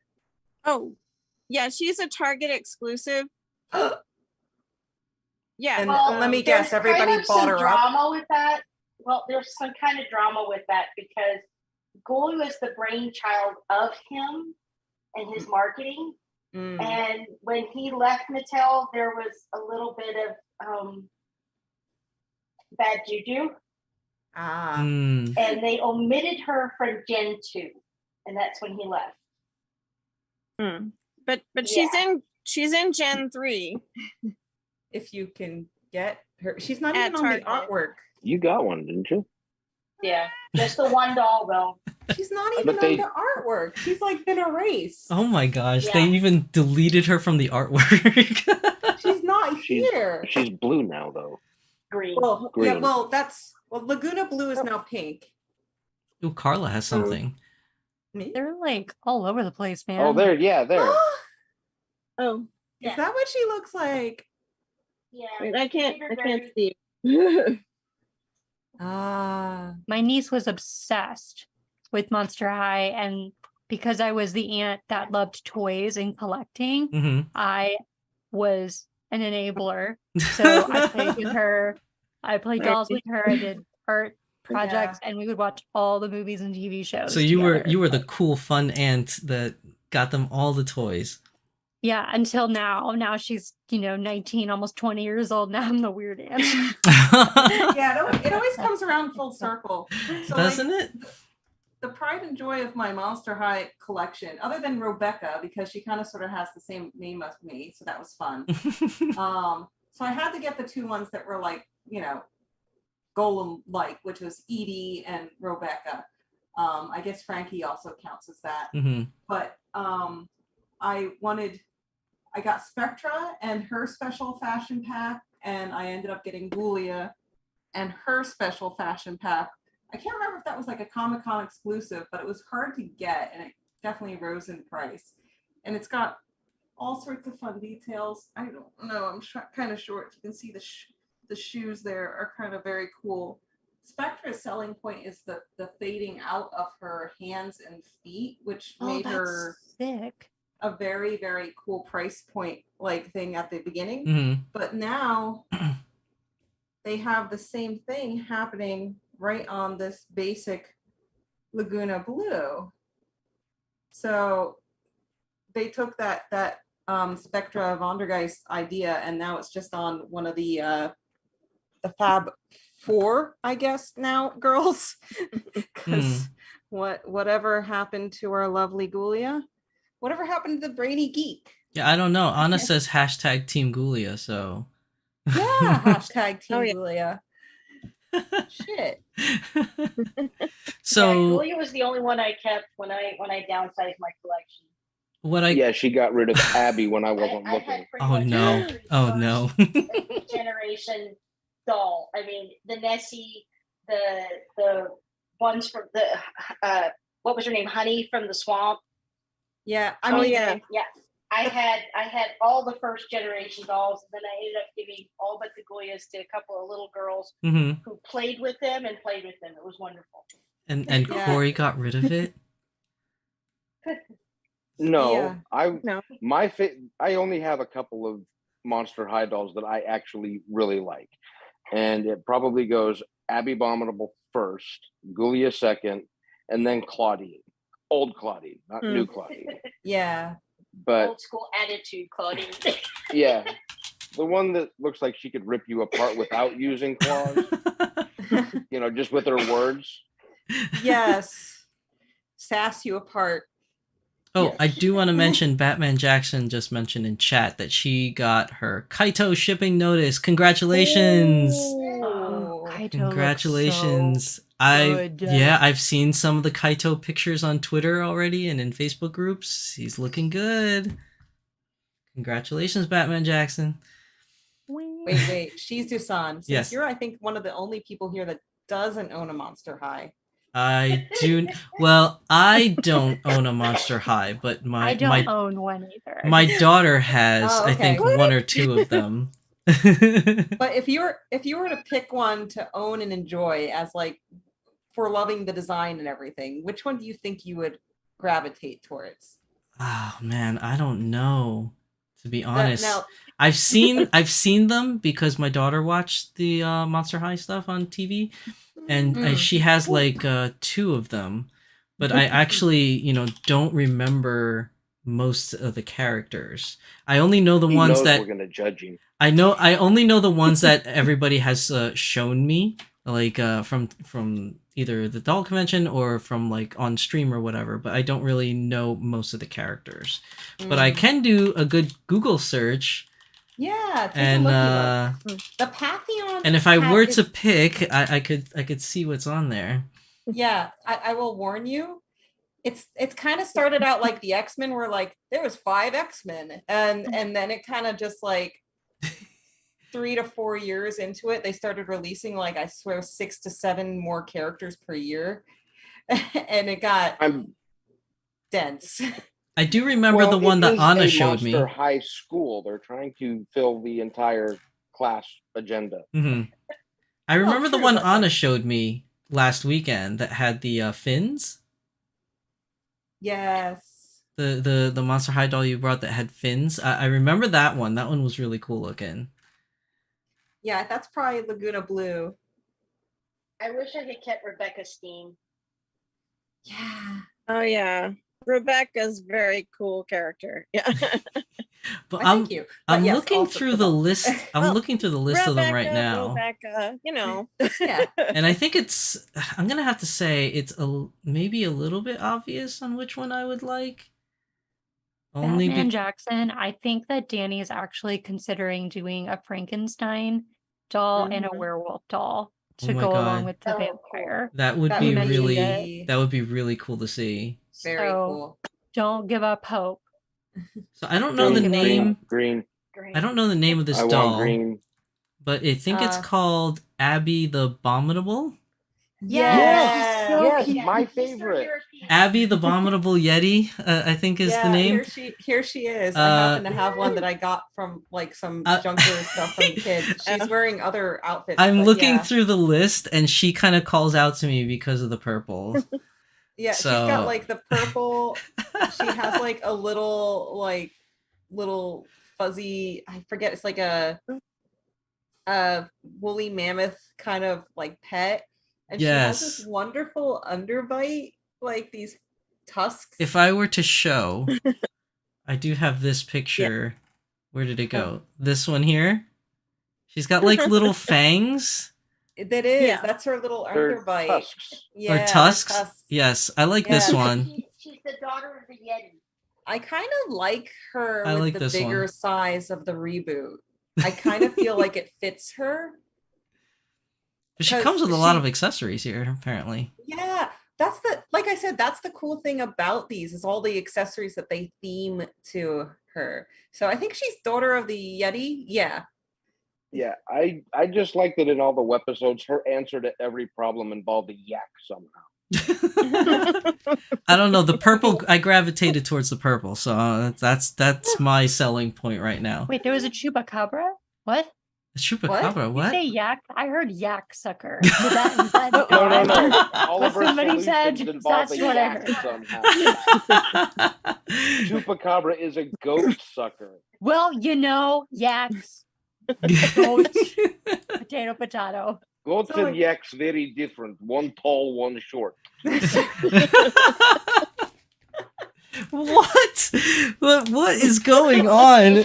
I have hearing issues, guys. So I hear things. It happens all the live long day. That's hilarious. All right. Well, if they make a chupacabra, it will be my favorite. Okay. I'm probably going to be right there with you because, as you know, I also lived in Texas for quite some time and had a pet chupacabra. What? Wait a minute. Are they real? They're not real. No. I'm so confused. It was a chihuahua. I'm sorry. I get those confused all the time. A naked chihuahua. You had me going there for a second. I was like, wait a minute, chupacabras are real? A chihuahua with mange might be able to pass for a chupacabra. Well, the farmers got mad because I kept letting it into their goat pens and they would scream a lot. So I did have to feed it a steady diet of jackalopes. I'm sad about that. I have a jackalope stuffed animal in my closet. Okay. So I was keeping the circle of life going. You have a stuffed one. That's just wrong. I'm gonna fight you. We're gonna have our first ever live stream fight. So if you guys ever visit Portland, Maine, there is a museum. Oh my gosh, why am I forgetting? It's a museum for cryptozoology. There's a cryptozoology museum in Portland, Maine, and I highly recommend that you go. It's a fun riot. There's lots of other little things. There's pop culture call outs and stuff. I got to get my picture taken in front of both like the monster from the lagoon and also a big done up Yeti. So we have one here in Austin that I didn't even know existed until John and Sandy came and they're like, let's go to the Museum of Weird. And I was like, we have Yeah, one of that's what I those? was gonna ask. Yeah, they were talking about that over the weekend. It's your city's theme, Kat. It's their catchphrase. Austin, keep it weird. I guess. Well, I guess we have Bigfoot here too, which Wait, I found what? out that I think it's Jefferson County is known as like the hot spot, and it's like a lot of Bigfoot themed stuff. It's a 5-hour drive. I already told Ben that they're the Airbnb like hotspot or bed and breakfast hotspot of the nation. And I was like, we're going and then we're gonna camp and we're gonna see Bigfoot. It is the bed and breakfast hotspot for Bigfoot. Oh my god. Yeah, and Bigfoot. They've actually got a Bigfoot Institute there. I'm not even joking. I wonder if they hang out with Mothman. No, a different state. Another reason why I need to head down to He Texas takes by you. vacays. I love cryptozoology. I do It's too. It's so so fun. fast. We It's could like go to this Bigfoot bed and breakfast thing, stop and pick you up, and keep going to Roswell, where they've got the Institute for Extraterrestrial I would poop my pants. I Intelligence. would yeah. poop my pants and cry. Like I'm The obsessed UFO with it. museum. I've been there.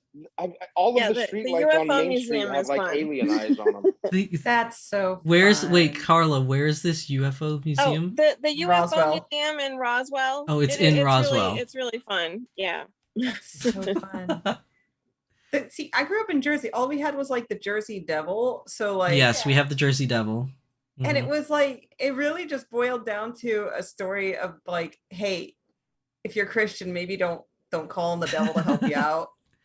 Well, we do have some weird things in Jersey too. Like if I were to talk about something weird, I've never personally been here, but we have a thing in New Jersey called the Wild New Jersey Magazine, or Weird Yes. Weird NJ. Weird And NJ, they always yeah. have like these articles about like the weirdest places to visit in Jersey. So apparently there is a hill in New Jersey, like a hill, and if you drive your car in the hill and put it like, okay, I gotta explain this right. So picture a hill, right? Like a steep hill.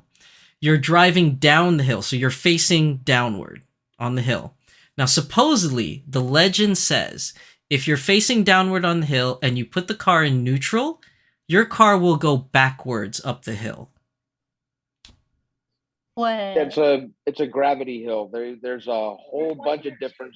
There's one here. I know there's Really? one in Utah. Mhm. I've Yeah, never tried it myself, but they say there's a hill somewhere in New Jersey. I forgot where it is, but if you Yeah. put your car in neutral, you'll go backwards up the hill. That's You insane. guys remember the movie Blair Witch? I didn't see it. Yeah. It was filmed down here, and there's one of those very near it. And of course, the ghost tale is it's Civil War guys pushing carts up the hill. Uh-huh. But you're actually going downhill, but it's like a magnetic anomaly almost. It's an optical illusion. Yeah. Really? Yeah. Yeah. That's the only thing I could think of that really sticks out for weird New Jersey for me, other than the Jersey Devil. Yeah, the Jersey Devil, I've heard a lot about. That's crazy. I actually like went down a rabbit hole recently. Gosh, where is this? It's Skinwalker Ranch. That is some Oh yeah, that's crazy. in Nevada, right? Yeah, that's like science. Like science is even. That just sounds scary already. like, we don't know how to describe the occurrences that happen, like random radiation burns that just happen out of nowhere. What? And they like, there's so many crazy things. You need to watch the show. I'm pretty sure I watched. Yeah, it. there's a show on about that now, isn't there? Yeah, it's amazing. And there's like a podcast. I believe it. It is real. It must We be. have the town that Silent Hill's based on. Oh my god, that's a creepy. Coal mining town, and the coal caught fire, and they say it's going to burn till like 2065 or something. What? That is creepy. Centralia Yeah, Centralia. Yeah. No, that's gonna burn Centralia forever. is Yeah. very wild, and I definitely recommend people look up YouTube videos and Wikipedia articles of that. And I do not recommend they go and visit it because it is dangerous. Yeah, for those of you that are watching this live stream that are not from the United States and have no idea what we're talking about, this is just like a bunch of weird stuff like that happens supposedly in the US. So if you're interested No, in learning, It's weird. Cryptid stuff happens all over the world. Like I know, but the I ones we're know. talking about specifically is like happening here. oh, But if No, anyone the wants Yeti to is know in the about it, you can Himalayas. Google these things.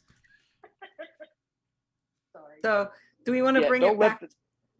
Don't let that Beyond the Doll tag fool you. This is about cryptids now. I was actually just about to ask, do we want to bring it back to some dolly things? Well, here's the thing. The whole point of Beyond the Doll is to talk about dolls and beyond. So we are talking about a topic that is beyond dolls today. Way beyond. Way beyond. It started with This the is Monster like in the High. back of the this is like in the back of the bed, back and beyond. But yes. You're right. You're right. We did go on a very large tangent of weird, which was kind of interesting, and I really did like it. But we do have to wonderful. we do have to bring it back a little bit to doll stuff, and I want to ask for Carla, who's joined us today on the live stream for the open mic night. I want to get your opinion on some of the things that happened at Thy Geekdom. So I'm going to bring it back to the presentation and show some dolls. So we are going to go through some of the pictures, and Carla, if anything stands out to you that you want to know more about, we can talk about it. So the next slide that we have here, this is the front end of the doll booth when we started fleshing it out a little bit more and showing people like more dolls that are out there. Ben caught the tangent. Thank you. Welcome, Ben, to the stream. But these are the dolls that we had out here. So starting from the right, you can kind of see, well, it should be your right. You guys should see the same thing. It should be Tempest, and then my Galactic Grey Courage. Then we had Batgirl. We had the Dolphy Dream.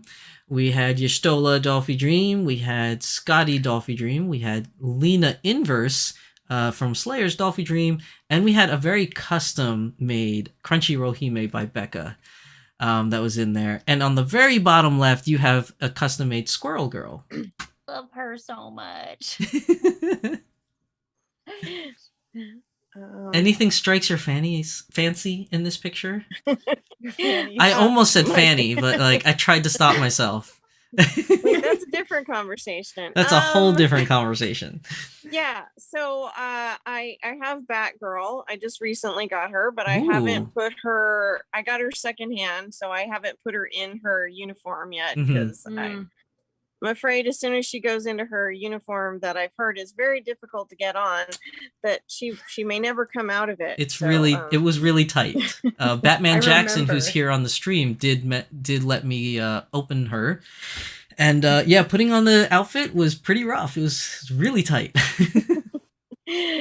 And of course, I recognize Squirrel Girl because that's Anna and Corey's custom, right? That's correct. Yes. Squirrel Girl. Yeah. Yeah. Yes. Anna made the clothes. I picked the wig. Okay. Does that mean you're fans of the graphic novels for Squirrel Girl? I have every issue, and I'm working on getting all of the old ones when she was still Great Lakes Avengers and stuff. So yeah, I'm a big Squirrel Girl fan. I know of Squirrel Girl, and I have read her in a couple comics, but I can't say that I know all the lore of Squirrel Girl though. Yeah, so I was curious. That's one of those graphic novels that I was like, I'll read that later, and I just haven't gotten to it yet. So. But I did hear a rumor that supposedly Squirrel Girl is the strongest out of the whole Marvel universe. She is unbeatable. Well, yeah, unbeatable Squirrel Girl. She has taken on Thanos and won. She has taken on Galactus and won. There is a graphic novel where a clone of her literally takes out the entire Marvel hero lineup. Everybody. What? Okay. I didn't know that. Yeah, she uses the powers of computer science and flowcharts.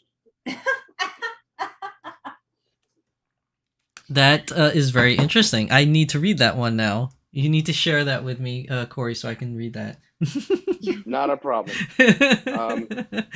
I'll have the Jersey Devil drop it off when he's done with it. Nice. I like the novel. Doreen Gray is in school. You can have one of the you can have one of like the baby storks drop it off. Nice. Yeah, that works too. So moving on from this picture, we had more that was on display. I didn't get all the pictures because I was too busy like talking the whole time to a lot of people. So I didn't take as many pictures as I should have, but I have a few more to share. Next so up. I did watch your live stream from the con. Oh, you did? Nice. Nice. So here's a close up of Squirrel Girl. And also Tora, what was her name again? Tora. I can't remember the rest of her name. But Sora-chan. Sora-chan, that's right. Tsukino Sora. From Hololive. Yes. So those are the two of them, and Bear-kun is there as well. Let's see. Other pictures we had from the con is also this lovely one.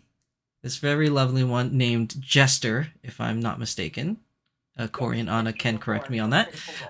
She had really cool horns, and a lot of people were actually really interested in Jester the whole weekend. A lot of people stopped by asking about her and stuff like that. And I know Corey and Anna, like you guys had a chance to talk to people about Jester as well.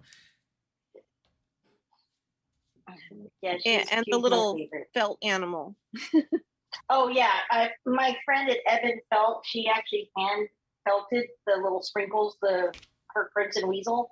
She has an alpaca farm, so the fur is from her alpacas, and his little whiskers and his eyebrow whiskers are from one of her horses. So he's like extra special. Oh, ooh, wow! So that's really cool. Yeah, she's an amazing artist. Shiki in chat says that they wish there's more official dolls from Hololive. That would be cool. I would be interested in seeing more of them as well. Even if they could branch out, maybe get some V-Shoujo girls, because I would like to see, an Iron Mouse one.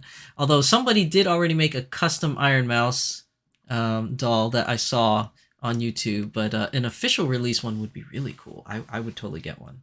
I'm a big Iron Mouse fan, sorry. She is having her subathon today, so I am missing that.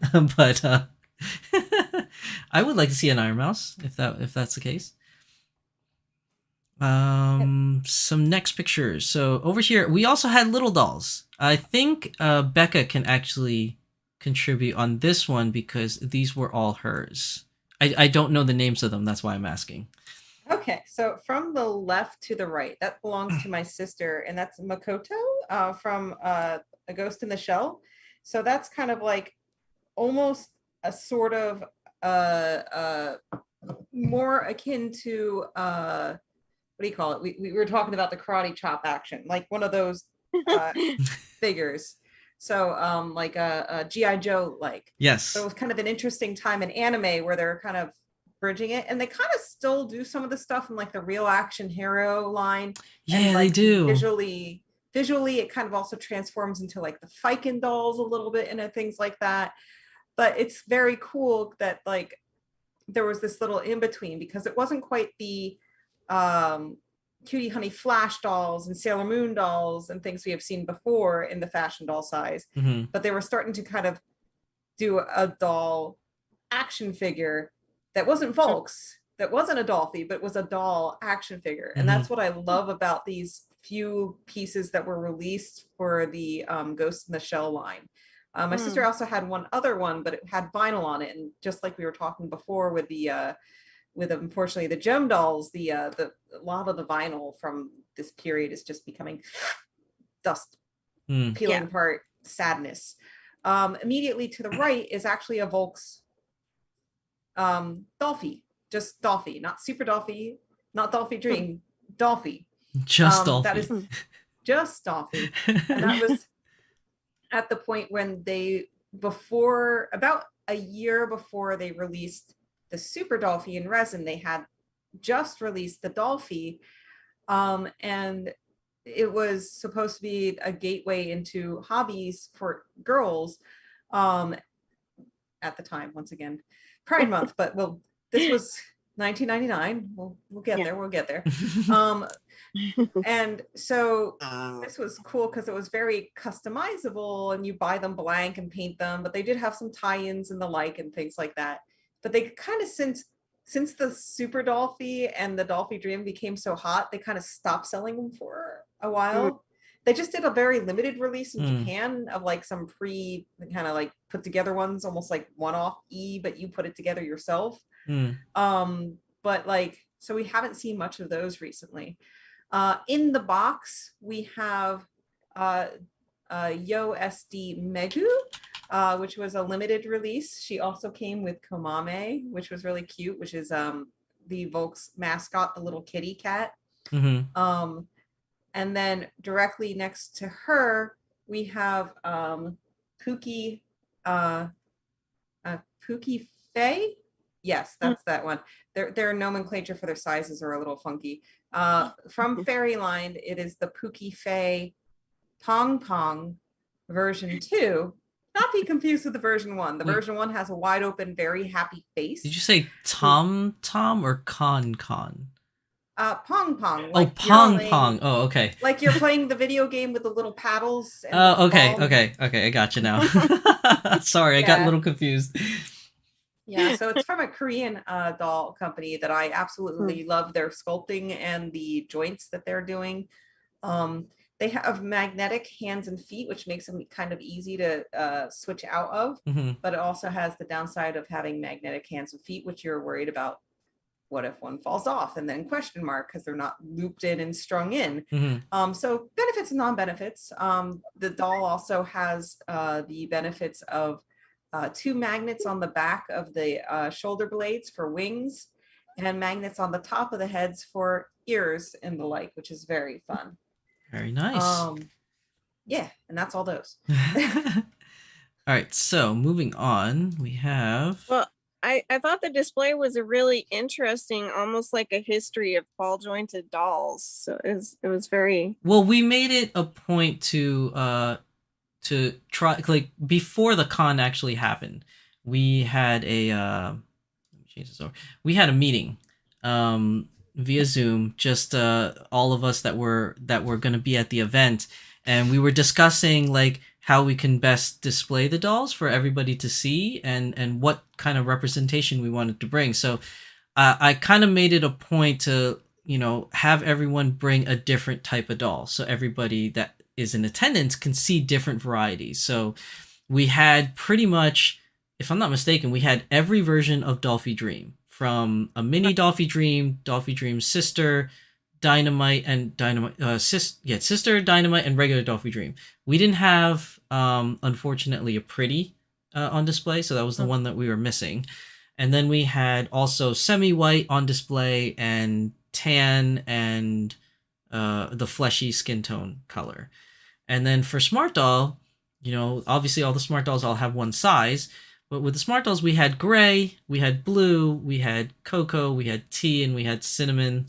I don't think we... And clear. But we didn't have any milk. I was gonna try and bring a milk one, but then I just didn't have enough space to do that. But other than that, we had some resin representation that was brought in by Becca, and Lisa, I think, brought one, right?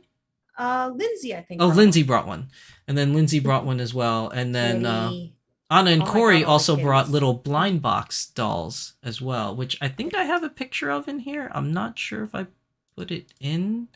Are those the Kika Goods dolls? Did I put them? Oh, I didn't put it in. Yeah. But they were little blind box ones that were there, which I unfortunately didn't put in. I looked and I was very, very tempted to get some of those, but I know it's a slippery slope, and I'm going to try. There's a million other things on my to-do list, and I cannot succumb. So going back to the pictures thing. So here were some of the smaller representations that were at the booth. So the blue hair girl was one of mine. That was a mini Dolphy Dream. That's my Haruna, which I custom made in Japan when I was there. You'll see her featured on my Japan travel day 1, I think it was, or day 2. And then the one next to her is a resin doll, was one of Becca's, actually. Yeah, so it's kind of funny because you have your Dolphy Dream choice directly next to my full custom service doll. Because at that point, I, at least with my senseis, my guys living in Japan, my teacher who's there, they allowed me to order.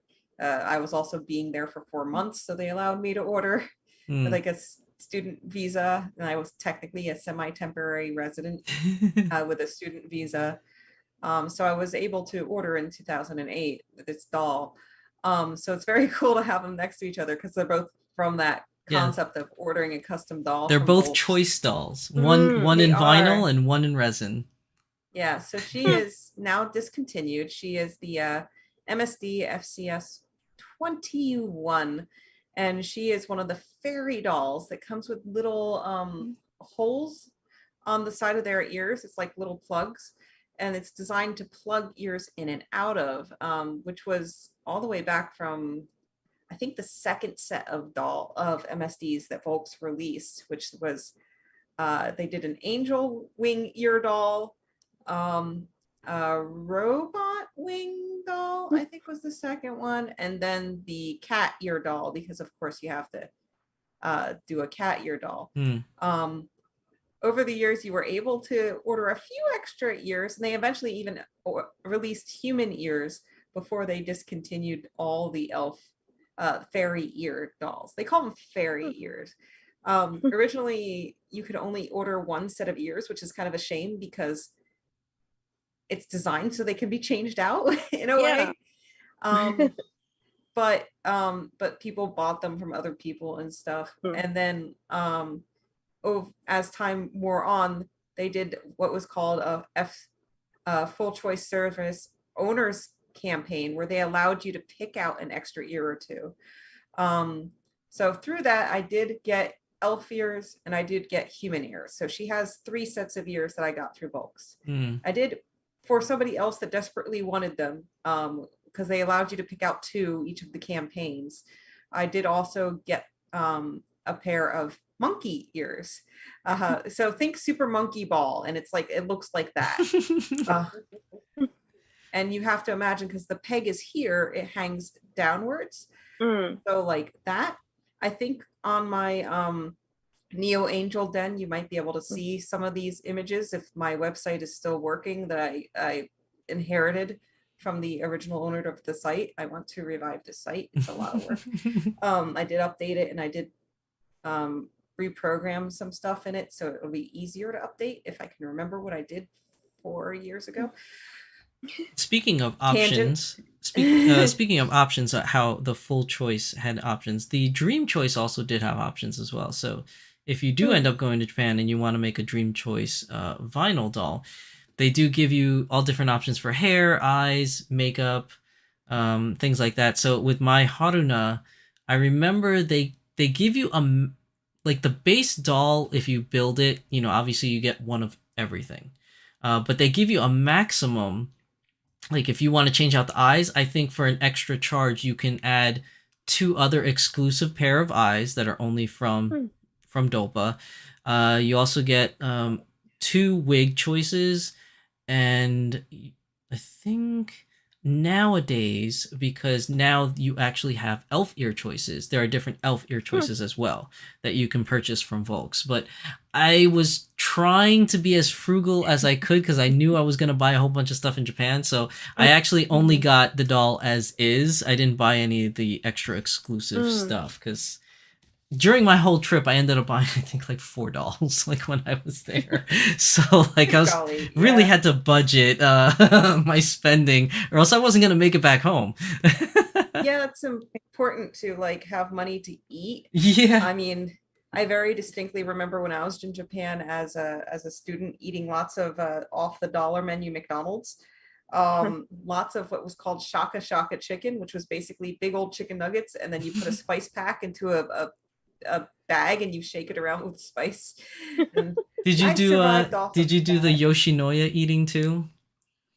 I don't recall that. So they have, like, if you're ever in Japan, anybody that's interested in going, they have like these, I guess it's their version of fast food. There's many different chains. One of them that's more popular is called Yoshinoya. And essentially what it is you go in there and you can choose how you want to eat your portion size of food. So like you can get a small bowl of rice for like 50 cents, or you can go as high as like medium, large, and extra large. And then you can choose your size of meats. So like you could choose chicken or beef, and then you could choose how much. And it can come to like a certain amount. So just for fun, I wanted to try it, even though everybody tells me that it's pretty low budget food and it doesn't taste very good. But I wanted the full experience, so I went in there. And I went in there at the most hottest time. Like I went during like businessman hour, where all the working businessmen were out on their dinner breaks or whatever, or on their way home. So it was full of men and women in suits and stuff like that, and I was the only guy in like a t-shirt and jeans in there. And it's everybody was drinking, so you can get beer or tea or water. And I ordered a small bowl of rice with like a medium amount of meat because I like my meats. And I got like a thing of soup. I think I got like the medium bowl of soup, and then I got a beer, and all of that cost me about like $6 US. Whoa! For that. Okay, yeah. So That's awesome. It's pretty cheap. So if I really wanted to go more frugal, I could have gotten less meat and not added the beer and just had the water, and it would have been even cheaper. It probably would have been like $4. Oh, so mainland doesn't have the mainland doesn't have the bento grandmas? They probably do. I just didn't know about it. Yeah, Okinawa, the grandmas, because Japan has kind of different views of like there's no social security and stuff. Right. The grandmas would make bento boxes, and they would have them in the little foil or paper containers, and they would have like a stack of them. And you'd like pull up, and it was like getting oranges on the side of the road, but you'd have like a whole lunch. It was like 500 yen. Oh wow! Wow, that's pretty cheap. I didn't encounter a bento grandma when I was there, but I did encounter an ice cream grandma, and an ice grandma. They would place it on the cone in a way that it looked like a flower. It was so pretty, and my husband and I got it from her like twice, and we were able to talk with her just a little bit. I remember like, hi, yes, we're here to shop because there's a cool geek shop over there. We're in the middle of nowhere in Akita. Yes, we're students. Like the basic things you can get through in Japanese when you're a student. You only learn for 3 years. Oh. Yeah, the first time I ever had takoyaki, it was literally, I had no idea what it was. It was just a whole bunch of people in line for a guy making dumplings. And I bit into one, and it was like a little chewier than the other ones. And you're like, oh, that's a tentacle. Oh, okay, kind of tastes like pork. Yeah, Kat looked like really surprised there. Wait, do you not know what takoyaki is, Kat? Okay, here's where I have problems. All right. Ben's going sleepy. I'm texting that I love him. I love you, Ben. Get some sleep. You good man, Ben. See you tomorrow. We went to a sushi place, and I saw that they had takoyaki on the menu, but I got it confused, thinking it was the fish dessert that's full of red bean paste, like the fish waffle. That's called the taiyaki. Yeah. So I was like, I was like acting like I knew stuff. And like everyone that worked there they're Japanese, and they speak, Japanese fluently, and they just kind of like looking at me, and they're like, "You like octopus?" And I was like, "Oh no, that's not what I meant." Okay, so they know, but here's a clue for you, Kat. Yaki just means grilled or fried, rather. Oh. So you have yakisoba, which means fried noodles. You have yakiniku, which is fried beef, and you have like yakitori, which is fried chicken. Right, and the tori part is the chicken. The takoyaki part, the taco is the octopus part. Yes. Yeah. Yuck for Yako. Yako. Yeah, or as my son used to say, yucky. Yucky. Or you can just lean all in, and you could have tacos. Oh, that would be awesome. That would be full on. Would that be like taco rice? Okinawa has taco rice. I've never had that. Weird amalgamation of like Korean spice sauce. And like their idea, well, we don't have flour tortillas, so we'll put it on rice. And we don't have chili powder, so we'll use Korean chili sauce. we don't have iceberg lettuce, so we'll use Chinese cabbage. However, all of that sounds like it would mesh well together, so I don't mind. Yeah, it's really good. A buddy of mine was stationed in Okinawa, and he basically said, okay, the whole taco rice thing came about because all of the American servicemen would leave base, and they were looking, and basically you've got broken Japanese speaking to broken English trying to describe what a taco is, and this is what they came up with. And somehow it became extremely popular around the U.S. base in Okinawa. Still sounds delicious. It does sound delicious. I don't care if they got it wrong. They got it delicious. Now I want to try it next time I go to Japan. I would have to go to Okinawa, I think, though, to try it.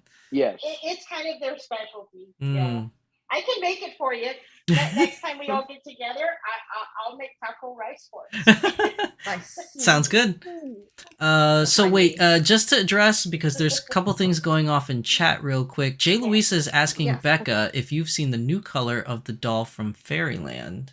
I have not. Now I will look. I've just been busy wiring. I've been meaning to wire this since the last dollism in New York, which has been. Oh my god, that's a long time ago.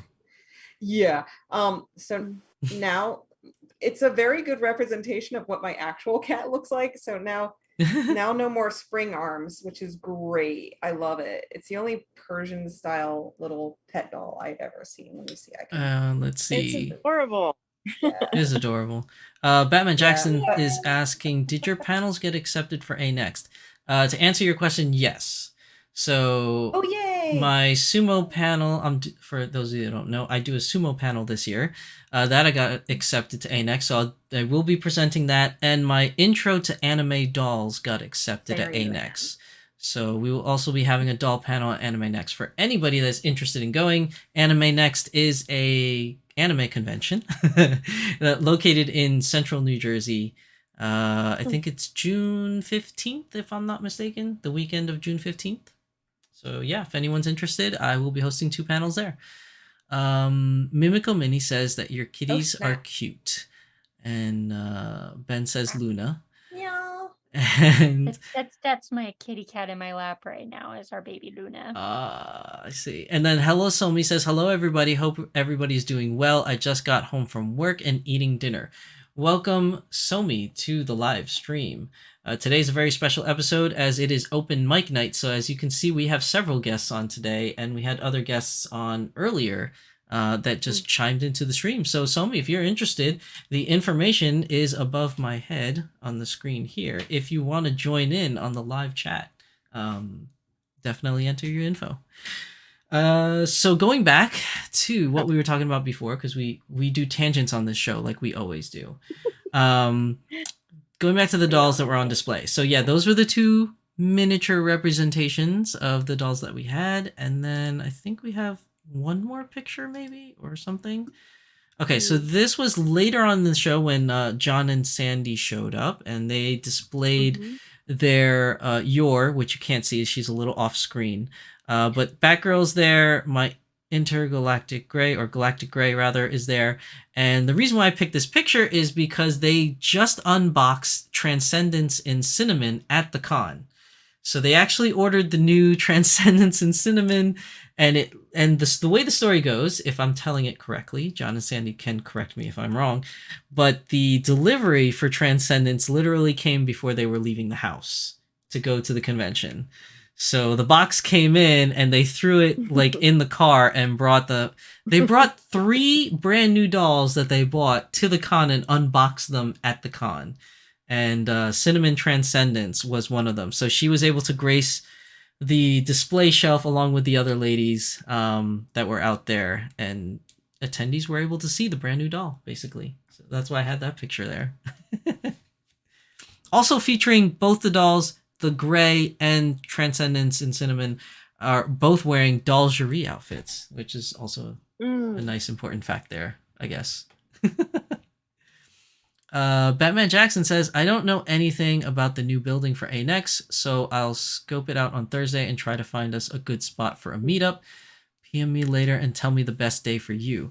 The best day would probably be Saturday, if anything, Batman Jackson.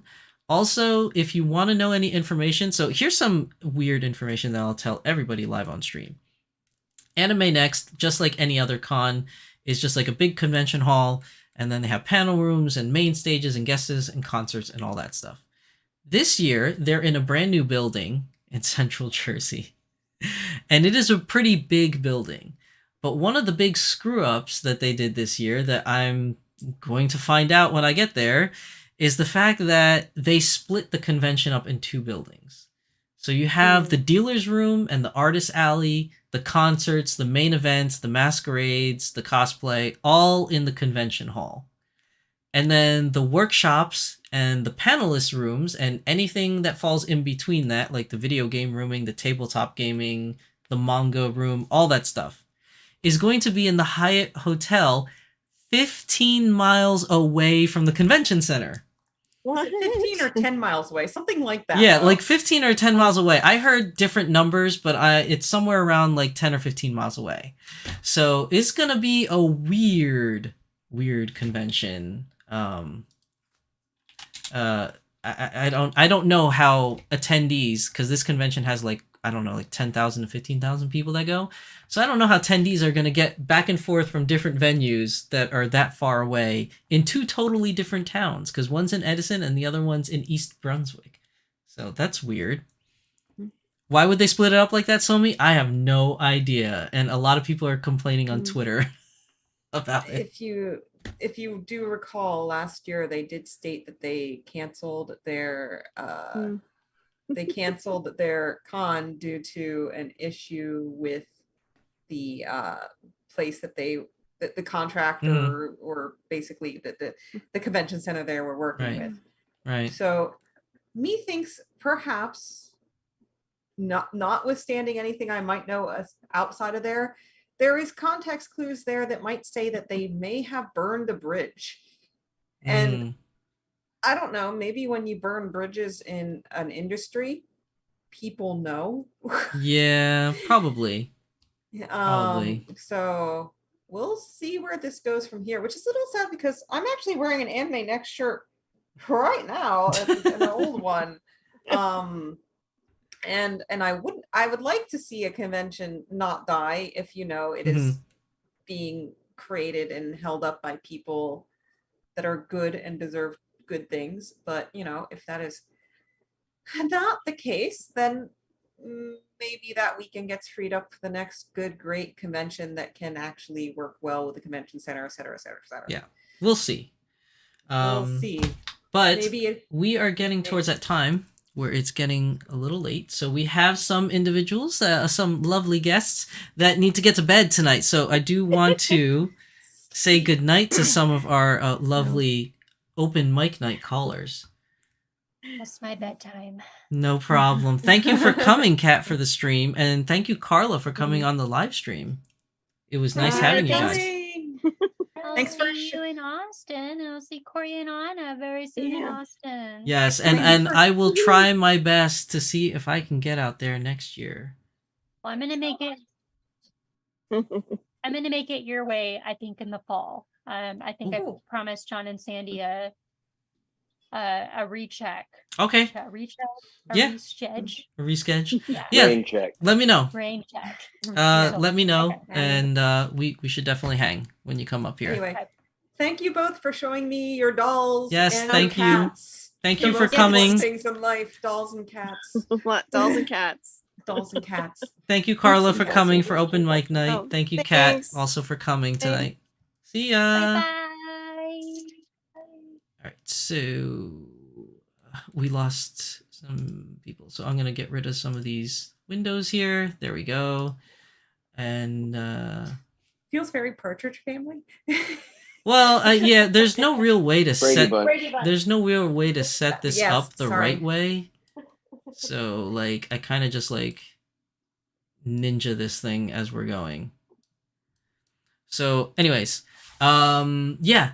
So it was lovely having Carla and Kat here, and also for those of you that want to join the discussion, the information is right above my head. So if you want to join, you can definitely join in on the open mic night tonight. Let's see what else we have here. So Hello Somi says, I will just listen for now. I don't want to be rude and chew into the microphone and stuff. By the way, appreciated your con coverage. I'm still catching up on it all. Yeah, it was a what was it? Like an hour and 30-minute live stream of the whole con. So yeah. Yeah, it was pretty long. It was a long. I walked the whole convention. So I'm glad you enjoyed it, Somi. Yes, and that is a gray courage that was on the very right of the picture for there. Yeah, that was my gray courage that I brought. I did want to make one note. Yes. For doll stuff at conventions, what I've started to see, and I want to encourage people to do more, is to submit either an hour for a panel room or a time for a photo shoot and make it the BJD photo shoot time. So it's hard for people to carry around their dolls all day, and it might be stressful or things like that.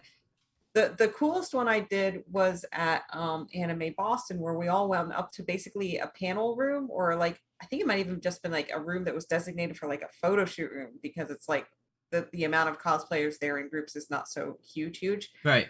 And it was great because we just were there in a room where we could put everybody out and just chill for a while.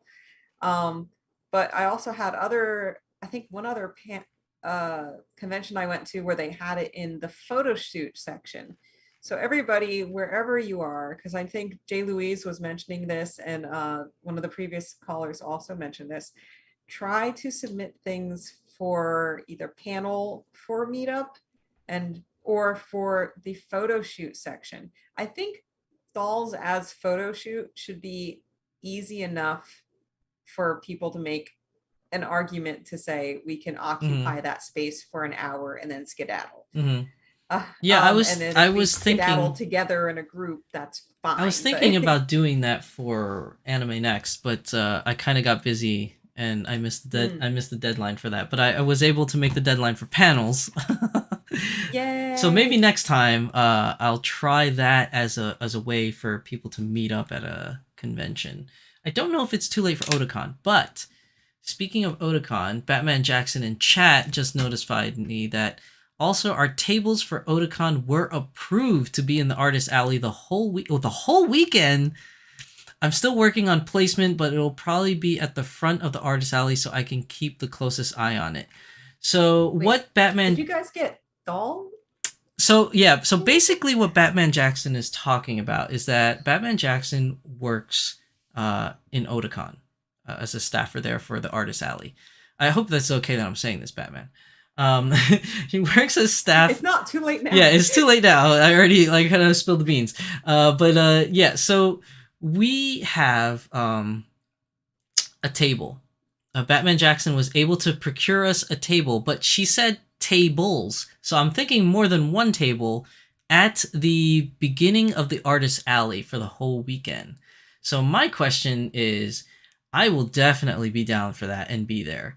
But who is like I can't be there all weekend, for the table. So I'm assuming we still have to set up a day and a time that's best for everybody, and we can all meet up there. And also, Otakon is so big, I believe, if I'm not mistaken, there are 2 entrances to get to the Artist Alley in Otakon, so we would have to specify which one it is that we'll be meeting at. But thank you for that, Batman Jackson. I'm looking forward to it, because then that means we can pick a day, we can pick a time, and then everybody that wants to meet up can meet up at Otakon and talk dolly stuff. And we could do the same thing we did at Thy Geekdom Con, but a little bit on a smaller scale, because I don't think we can be there like the whole weekend.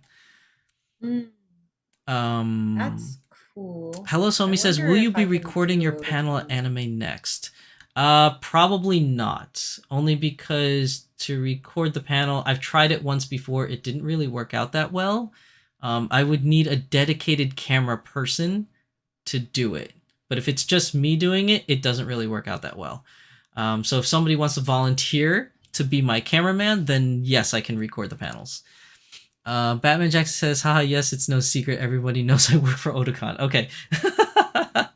And she's also saying there's only one entrance. Oh, the last time I was there, I think there was two, but maybe I was mistaken. There will be staff at the table next to it at the front of the artist alley all weekend, and my dolls will be on display the whole time. So we will know where to meet up then. If anybody wants to meet up dolly-wise and take photos and just hang out with like-minded individuals that want to talk dolls, Otakon's Artist Alley will have a table at the entrance to the Artist Alley. I will mention in my social media of what days and times I'll be there. So if you guys want to catch me down there. I don't think my sister is going. I don't know. I forgot. Yeah, I did talk to your sister about it, but I forgot if she said if she was going or not. But I don't know if she is. You would have to ask her. Yeah, I think so. Otakon currently has a policy for Artist Alley regarding the amount of original art ratio to licensed character ratio on the table, which is not opportune for optimal sales for some artists. So she declined applying this year, I believe. Okay, that's what it is. It's 50-50. Thank you, Batman Jackson. So for a lot of people that like really specialize in like the fan art or derivative art of characters, it doesn't work as well because they don't have as much stuff to fill out the rest of the table. Also, it's like, do you want that part of your table? Like, do you want 50% of your table to not show the stuff that sells as well? It's hard because fan art, you also want to be like, you know, are you creating bootlegs? Are you ripping off the intellectual property? But also this has been, are you meeting the percentage of fair use? Yeah, there has become a culture of fan art and Artist Alley with here and Japan as something that's just codified as culturally normative. So it's weird. I understand what they're doing, but can it survive? Can the artist survive, and can it work culturally with the culture that's already set up? It's an interesting question. It is a conundrum for sure. But I'm sure Otakon staff is on it because, you know, whatever it is that they decide with their con in order for representation, it works to some degree because, I mean, Otakon's been around for so long, and it's one of the biggest, most well-known cons here on the eastern seaboard of the U.S. So I know a lot of cons kind of try to model themselves after what Otakon does. So it is definitely a tricky balance for sure. And especially hearing the side from vendors such as your sister, like getting their input on what it's like. It's definitely a balancing beam act that any event, whether it's Otakon or anyone else, would just have to balance in some way. And it can't be easy for sure. Right. And Batman Jackson specified, there's artists that make stuff that have zero fan art and make tons of money. You know, if that's what you have already built your model around, it's easy to just fit into the Otakon model. But if that's not what you built your model on, then it's hard to fit into the Otakon model. Right. So, but and then there's the question of if a fan artist is selling a keychain, because it's so easy to send your art now to China and come back with keychains. I know. I kind of want to do that. Does it take money away from the actual vendors that are getting the actual licensed merchandise? So they're playing this balance and trying to say, okay, you're allowed to have some of it, but it can't be your whole table. Yeah, I you know, speaking of fan art and like stuff like that, I was actually thinking of doing merch like that, doing like little Beyond the Doll keychains or stickers, but I don't know if it'll do well. Anybody interested in those? Like if I were to make some Beyond the Doll merchandise, I mean, who's interested? I'm partial to pins because I have a pin board. Batman Jackson specified there's a section for 100% fan art, but it's harder to get into and it costs a lot more.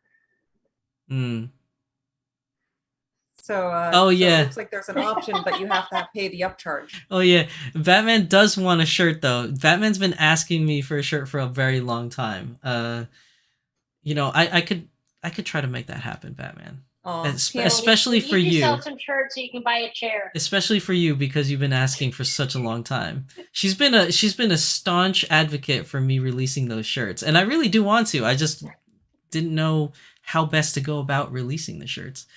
I just want to see you make shirts to buy a chair. I do need a new chair. It's been acting pretty good lately, though. I haven't had to adjust it that much.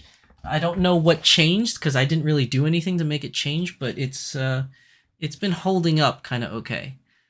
Okay, because otherwise we're starting to GoFundMe for your chair. Actually, I saw 3 at yard sales. I was just going to bring one to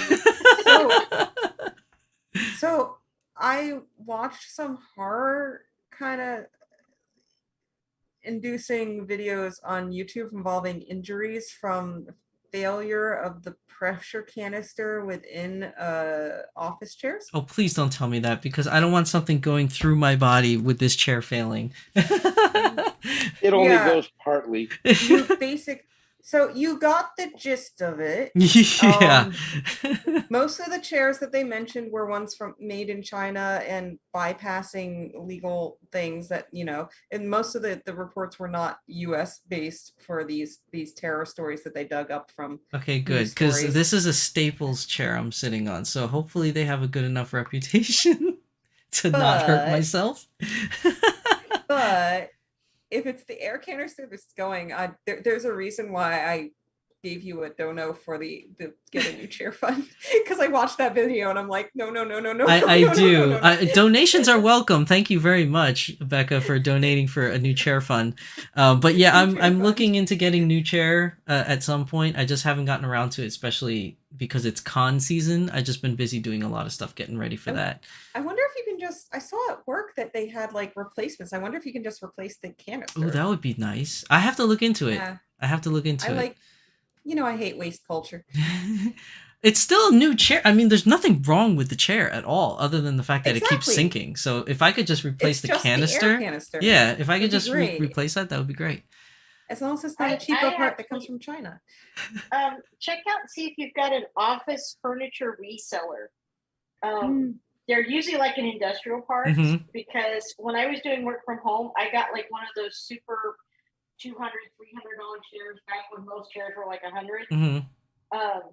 From one of those places, because they buy the office furniture from like the call centers and stuff, and then they resell it. It's usually a lot cheaper. I'll definitely have to Google that, see if I have one around me. Somi says, I'm into stickers personally, but that's just because I use them for my bullet journal. I'd be interested in pins or keychains, says Mimico Mini. Yeah, I was thinking about it. I just didn't, just a lot of factors go into it. Like if I were to get merchandise, how do I sell it? Do I get an Etsy page? Do I get a website to sell it? Like there's a lot of questions that go into it. And I was looking into it hardcore for like a long time, and then I kind of just forgot about it after a while. But I feel like at some point maybe I'll release merch, but it's not really high on my list of things to do. I think what I want to see you do most with your logo and stuff is you got to make that custom doll. I know. I am actually planning on making a custom doll for Sachiko. But a couple of factors. So one, I need a face-up artist, which I know a couple, one included in today's chat, and I would need someone to make the outfit for me as well, which I need to find somebody that can do that. Then I have to find I have to find the right face sculpt to use for her.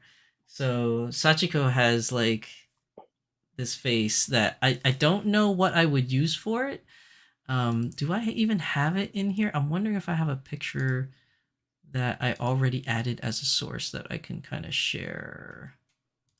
See, I feel like I only have the chibi version right now. I'm so used to like resin where people like grab a head, paint it up, and they live with it for a little while, and then if they find one that's better, they just swap the head, and they keep doing this until they find the right thing. I know, but I feel bad. Like if I make a specific Sachi, I did that with and mine. then I switch her out, I feel like I'm like throwing away the original, and I don't want to do that.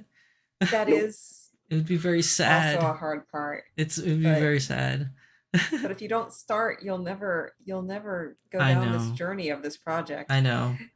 We'll see. We'll see. It is on my bucket list of things to do. I definitely want a custom Sachi.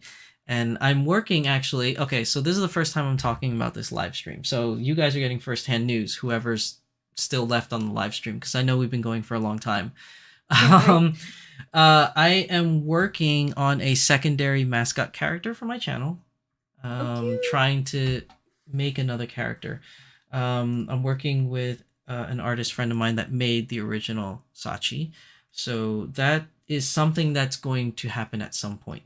But also, in addition to that, I've been kind of getting into writing. I've done it before when I was in college, like fan fiction type of thing, writing. So I've been writing up backstories and settings and atmosphere and environments for a story that I'm making. It's not a story that's gonna follow the mascot characters for my channel. It's a whole nother story that's unrelated to anything on my channel. But I was thinking about writing it and releasing it at some point, but I don't know when that will be, because I need a good editor, because I am not very good at grammar. So I need somebody to reread what I wrote and make sure that it makes sense, because grammar is not my forte. But I do like storytelling. My husband is very good at that, but I don't know. I don't know if he'd be up for it. But yeah, all the stuff that I put out for Thy Geekdom Con for that, he proofread and helped me edit. He did a very nice job. And then Lisa had made little signs, and she forgot an apostrophe because it was the plural possessive, so it did in fact need the apostrophe. And he's like, was going in with like the pen. He's like, no, I can fix this. Which is another reason why I've always been wanting to try get into D&D, is because it's so story driven and people get to like make up their own stories for their characters and stuff, which I thought would be really cool for me to try out as I'm, making up my own story of my own that I want to kind of release. I don't know if it's going to be like a web comic thing or something when it's finally done, but I'm just trying to flesh out the environment right now. Maybe just start with a short story. Yes. We actually were looking at manga yesterday and saw a book that Honest thought you might be interested in. They actually have a dice-based role-playing game based on God's blessing this wonderful world, whatever that long title is. Oh, it's that Chinese manga or something, or that Chinese anime, I think. Oh. No, the one with Megumin. Oh, the one with Megumin. Oh, from Konosuba? Yeah, Konosuba. Yeah. Oh, okay, never mind. I was thinking the wrong thing. Written up. Yeah, it's it was a book in the manga section, and it looks, at a cursory glance, it looks like it plays similarly to Dungeons and Dragons, but it's got a lot of story hit points in there that are based around the manga, the anime, etc., etc. Oh, speaking of which, also, because I know we're going to a lot of tangents today. Yeah, that's what we do. That's what we do. I'm this tangent king over here. I started watching what you guys suggested, so I watched Critical Role, and I'm watching campaign number 1, and I'm on episode 3 out of, I think there's like 100 and something episodes for campaign 1. 172. Yeah, right. So I'm on episode 3, and I'm absolutely loving it. It is really cool. I can't wait to get to more of it. But as avid Critical Role watchers, they're really long. They're like 2 hours long. 4 hours. 4 hours long. So getting through episodes is taking a while, and I usually watch it like during my lunch break, so it'll take a while to get through them all, but I'm working on it. I might start listening to them at work if if I can parse information correctly while also listening to words. Sometimes it's easier if it's like a song that I already know, so it just becomes sounds, or if it's like something instrumental. But it's really funny. Like I love how the backstories of each characters and each person like actually acts out their character. It's so cool. Like the bard, I forgot his name, Percy, I think it was, or something. No, the bard is Scanlan. Scanlan, yeah, where when he sings bard songs, he actually sings stuff like, and it's just random things that he sings, but it's hilarious. And I like Grog. Grog is funny. Who's that?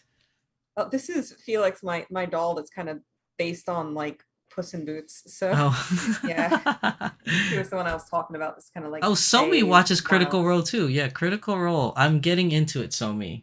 I'm only on episode 3 of the first campaign, and apparently there's 4 or 5 campaigns now. Jesus, it's been going on for a while. I think their own game now. Yeah, they were doing 3. Anyway, talking about 3 or 4 hours. We're about 3 hours. Yeah, we're about 3 hours in. Yeah. Good night. Yeah. I'm gonna cut it here. All right. So good night, Corey and Anna. Good night, Becca, for joining. Thank you for joining for today's open mic night. Yeah, absolutely. There's it was lovely having you. Flea markets and things nearby that I want to check out tomorrow morning and see if I can find anything fancy. I'm going to a toy con on Sunday. You just said my weakness. Mm-hmm. It's summer. It's flea market and garage sale season. Mm-hmm. Find all the good games. Wow. I am aware. I've done 3 weekends. We've finally had some good ones. So, but anyway, This was a fantastic continuation of last weekend. Yes, it was. I really enjoyed talking with you guys. Yes, it was. Thank you. And everybody else that was on too. Yes, thank you for coming, Corey and Anna. Thank you for coming, also Becca, and pretty much like almost staying the whole time. Congratulations to you. There was no time limit on this. You could leave at any time. So I guess you guys wanted to stay on for a while, which was awesome. I was just having fun. I know. We're always having fun here on this channel. But I will do another open mic night because it seems that people like it. So we'll continue. But good night for now. Yeah, because I did cut off about 3 tangents that I had prepared. Yeah. Don't worry. We'll talk about it. We'll talk about it in direct message. We can probably come up with another episode that of Beyond the Dolph to have you guys on as guests. Sounds good. Love to do it. No problem. So good night. Good night. She's a song. Good night, everybody in the chat. Good night. And let me see. And then there was one. So also, just a reminder for everybody that's still watching on the live stream, information is up top above my head. If you want to join on the open mic night, you can call in on the telephone number, or you can join on Zoom with the meeting ID and password. So for right now, it's a solo act. So we are going to go back and talk about the dolls that were at the wonderful convention at Thy Geekdom Con last weekend.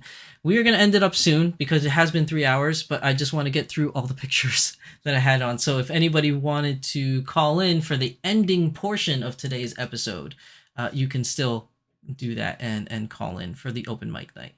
So this is a picture, obviously, that I was showing before that we were talking about earlier with Galactic Grey Courage and Cinnamon Transcendence and Batgirl. So this is John and Sandy from My Lady Disdain, Cinnamon Transcendence in the middle. Very, very lovely girl. It was so awesome to see her in person. She was very beautiful. And also the dress. Sandy wanted the Chinese Qipao dress that Courage is wearing, and I wanted this really cool goth waitress dress that her Cinnamon Transcendence was wearing. We were joking with each other about swapping, but you know, it is what it is. But they were both lovelies, and it was just nice that both of them were standing next to each other with Dalgerie outfits. So big shout out to Dalgerie for making like wonderful stuff. Next picture. Do we have more? I think there's maybe 1 or 2 more pictures. Maybe. Yes. So here's another picture. You can see Scotty off to the right, and you can see the Crunchyroll Hime, which is Becca's custom that was there. And in the middle here is my favorite. One of my favorites is Cheryl Gnome. So this is Lindsay's Cheryl Gnome, which is the co-host, co-partner for Ningyo Bingo, which is Becca's podcast. So she brought her Cheryl Gnome out there, which was so awesome. I was going to bring my Cheryl, but I didn't have enough room to bring that many dolls. So it was great to see Cheryl out there. She was only out there for Friday, though, I think. And then she took her home after that. And then we had 2 other resin dolls that were here, which unfortunately I don't know their names because those are Becca's dolls. Oh, it belongs to your sister? I'm sorry. The Cheryl gnome belongs to Lisa, not Lindsay. My bad. So that's Lisa's Cheryl gnome there. And she took her home on Friday, so she didn't make a reappearance on Saturday. And then the 2 resin dolls that are off to the sides that has a very beautiful red flowy dress. And Becca has a wonderful picture that she took of that doll when we were taking the dolls down at the end of the con. It's kind of like this, like those pictures from above when the doll is laying down and then the hair is kind of spread across and the dress is kind of flowing. It was one of those pictures. Amazing picture. Becca, if you have a chance, post it on your social media so people can see that, because it was a great candid picture. It was beautiful. That doll is amazing. But they are, according to her in chat, I thought you were supposed to be going to sleep. It's an SODF 31 and an SOF 29 for those resin dolls. So yeah, awesome picture, Becca. You should definitely post that on your social media so people can see it, because it was a great candid shot. Let's see. And then I put this here for open discussion, but we really had an open discussion throughout the whole live stream tonight. It was really just an open discussion the whole live stream. Sleepy typing, yeah. That's okay. Go get some rest. You're going to somewhere tomorrow, right? I have a toy con in New Jersey that I'm going to on Sunday.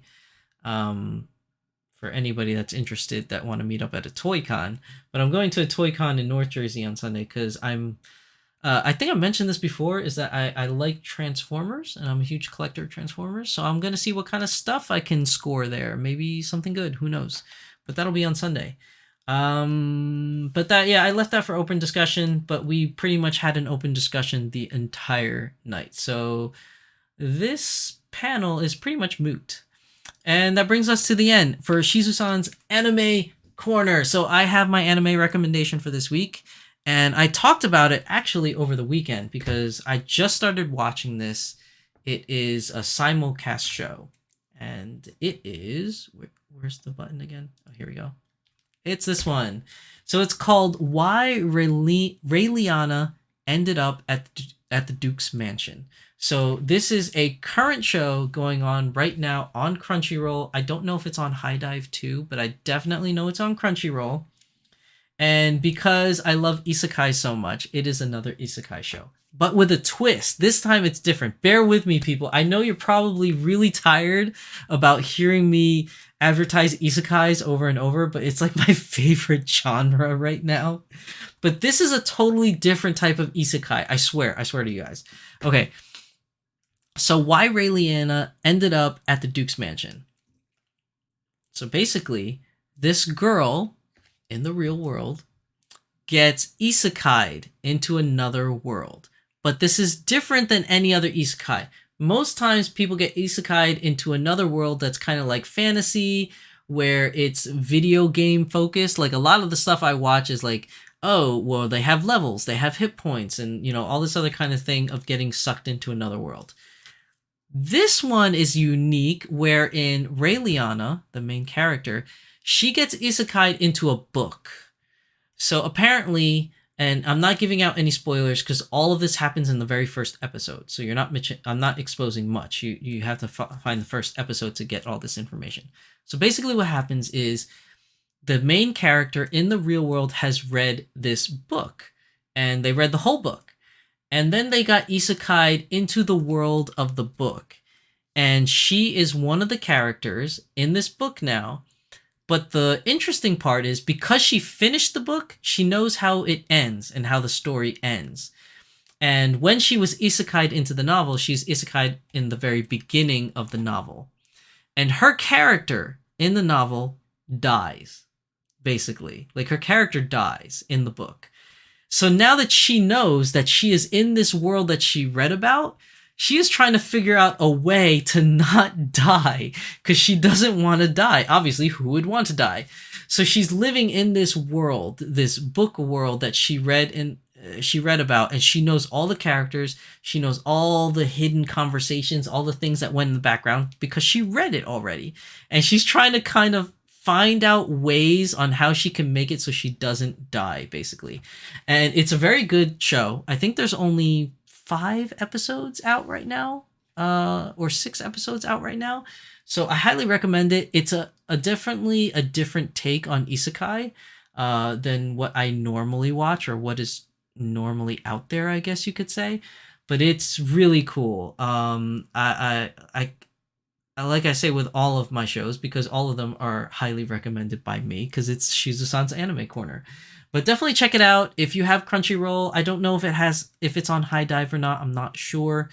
But why Ray Liana ended up at the Duke's Mansion. Really cool. Definitely check it out. Sorry, I said that so many times because you know what? I'm tired too. And I need to go to bed. So it doesn't look like we have any more callers for open mic night. But yeah, that ends today's show. So thank you everybody for coming for today's show. I'm going to change it back to just me now. And I'm going to turn off this Zoom info here because it's not needed anymore. But this is the end of today's show, episode 25 of the Doll Symposium recap of Thy Geekdom, which we kind of sort of did. We went on a lot of tangents, as my show definitely does, but I do not want to end it without giving a last minute thank you to Chris and staff at Thy Geekdom Con for allowing us to have a wonderful booth out there to spread the knowledge and the love of this hobby to all of the con goers. And again, last minute thank you to Becca for organizing and getting the foot in the door and starting this event. Thank you to Anna and Corey from Kitten Kat Shop. Thank you to Lindsay. Thank you to Lisa. Thank you to Jesse. And thank you to John and Sandy from My Lady Disdain for all coming out and participating at our booth at Thy Geekdom Con. It was great meeting all of you, great hanging out, talking doll stuff, and great meeting all the attendees and spreading that dolly love. Congratulations to all the winners that won in the lottery event at Thy Geekdom Con. I hope you guys give those dolls good homes. So yeah, that's everything for today's episode. I think it was a pretty good success for open mic night. What do you guys think? Should we do this again? I think we should at some point. This is episode 25, so who knows? Maybe we could do this like kind of, well, not annually, but episodely.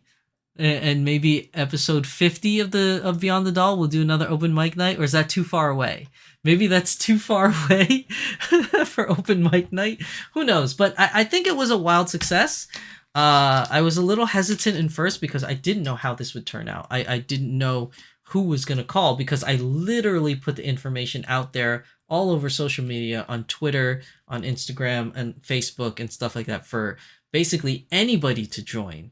And on the live stream, the information was up there for everyone to see. So you really don't know who you're going to get. But I am so happy that we got a lot of good people to talk today. We had White Rose on. We had Jay Louisa on. We had Carla on. We had, what's it called? Was there anyone else that was on?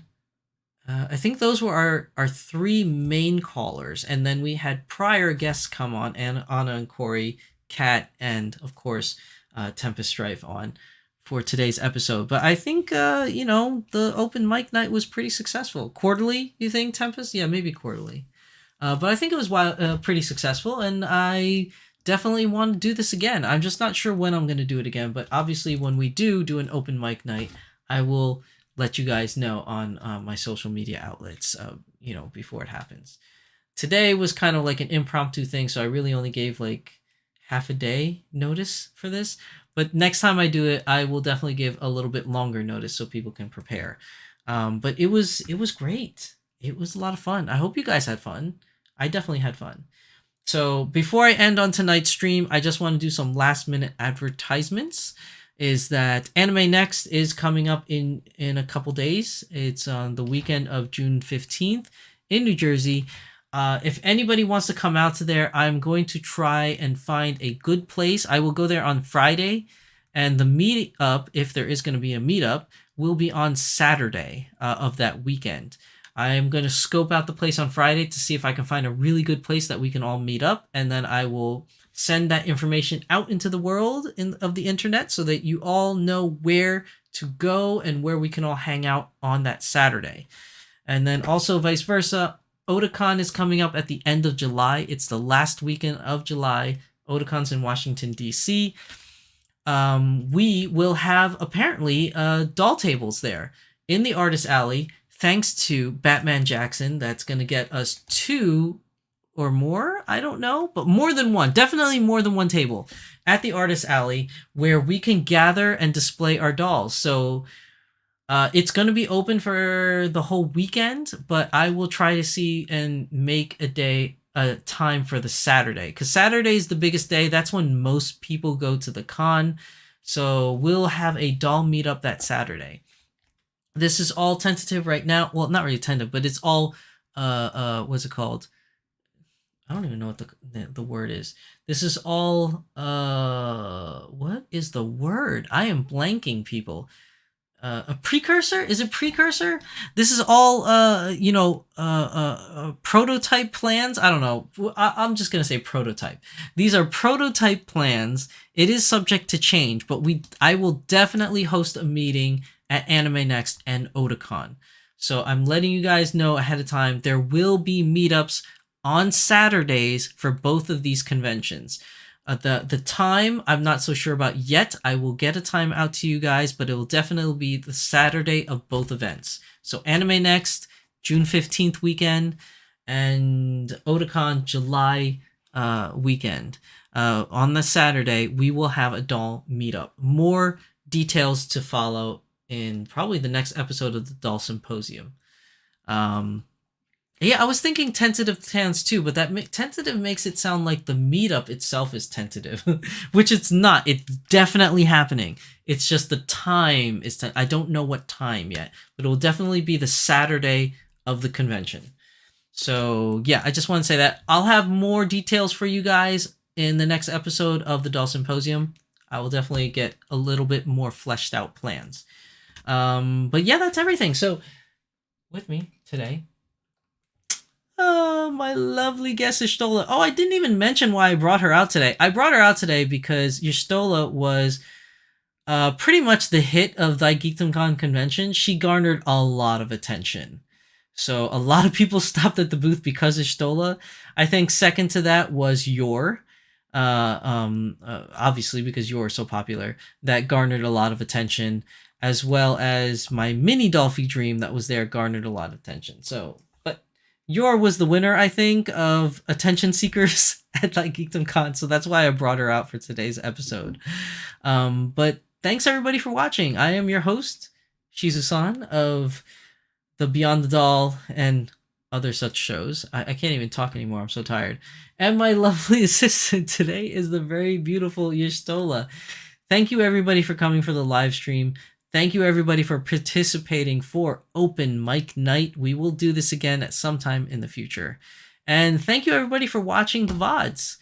This was a long episode today, rightfully so, because we had a lot of surprise guests. I swear to God, it wasn't planned. It was not planned for all these individuals to show up. It really was random. I only posted Open Mic Night today. So it was pretty awesome to get a lot of people to come on tonight and talk dolly stuff. It was really cool. So we will do this again sometime in the future date. I'll let you guys know. So thank you everybody for coming. Thank you everybody for watching on the VODs. Thank you for everyone participating. I know I'm a broken record, but I really do appreciate this channel is only good and only does well because of you guys, for your participation and everything that goes on in this channel. Thank you everybody for watching and always supporting my channel. I really appreciate it. So that's it. We will see you guys in the next episode of Beyond the Doll, episode 26 in 2 weeks. Oh, wait, maybe not 2 weeks. I just noticed that. Hold on. Today is Friday the 2nd. Well, actually, it's the Saturday the 3rd right now. Next week on the 9th is the Doll Symposium. No! So the next episode of Beyond the Doll will be during Anime Next. So, unfortunately, there will be no episode 26 of Beyond the Doll in 2 weeks. Because there's Anime Next. So, it'll have to be 4 weeks. So episode 26 will be in 4 weeks, but we will have the Doll Symposium next Friday. I will get you out information for Anime Next on that day. Also, because the live stream was wildly popular, I will live stream Anime Next. So there might be 2 separate live streams because I'll probably do the convention center in one live stream, and then I will do the hotel where the panels and workshops and stuff like that is going to be held in a separate live stream. So do be on the lookout for that on my channel, as I will go live stream during Anime Next. And all this information will be rehashed in next Friday's episode of the Doll Symposium. So if you missed it today, don't worry, it'll be rehashed again next week. Okay, I swear, this time is the end. I swear to God, this time's really the end. So thank you everybody for coming. And have a good night, everybody. Thank you for powering through this 3 hours and almost 30 minutes episode. Good night. Bye.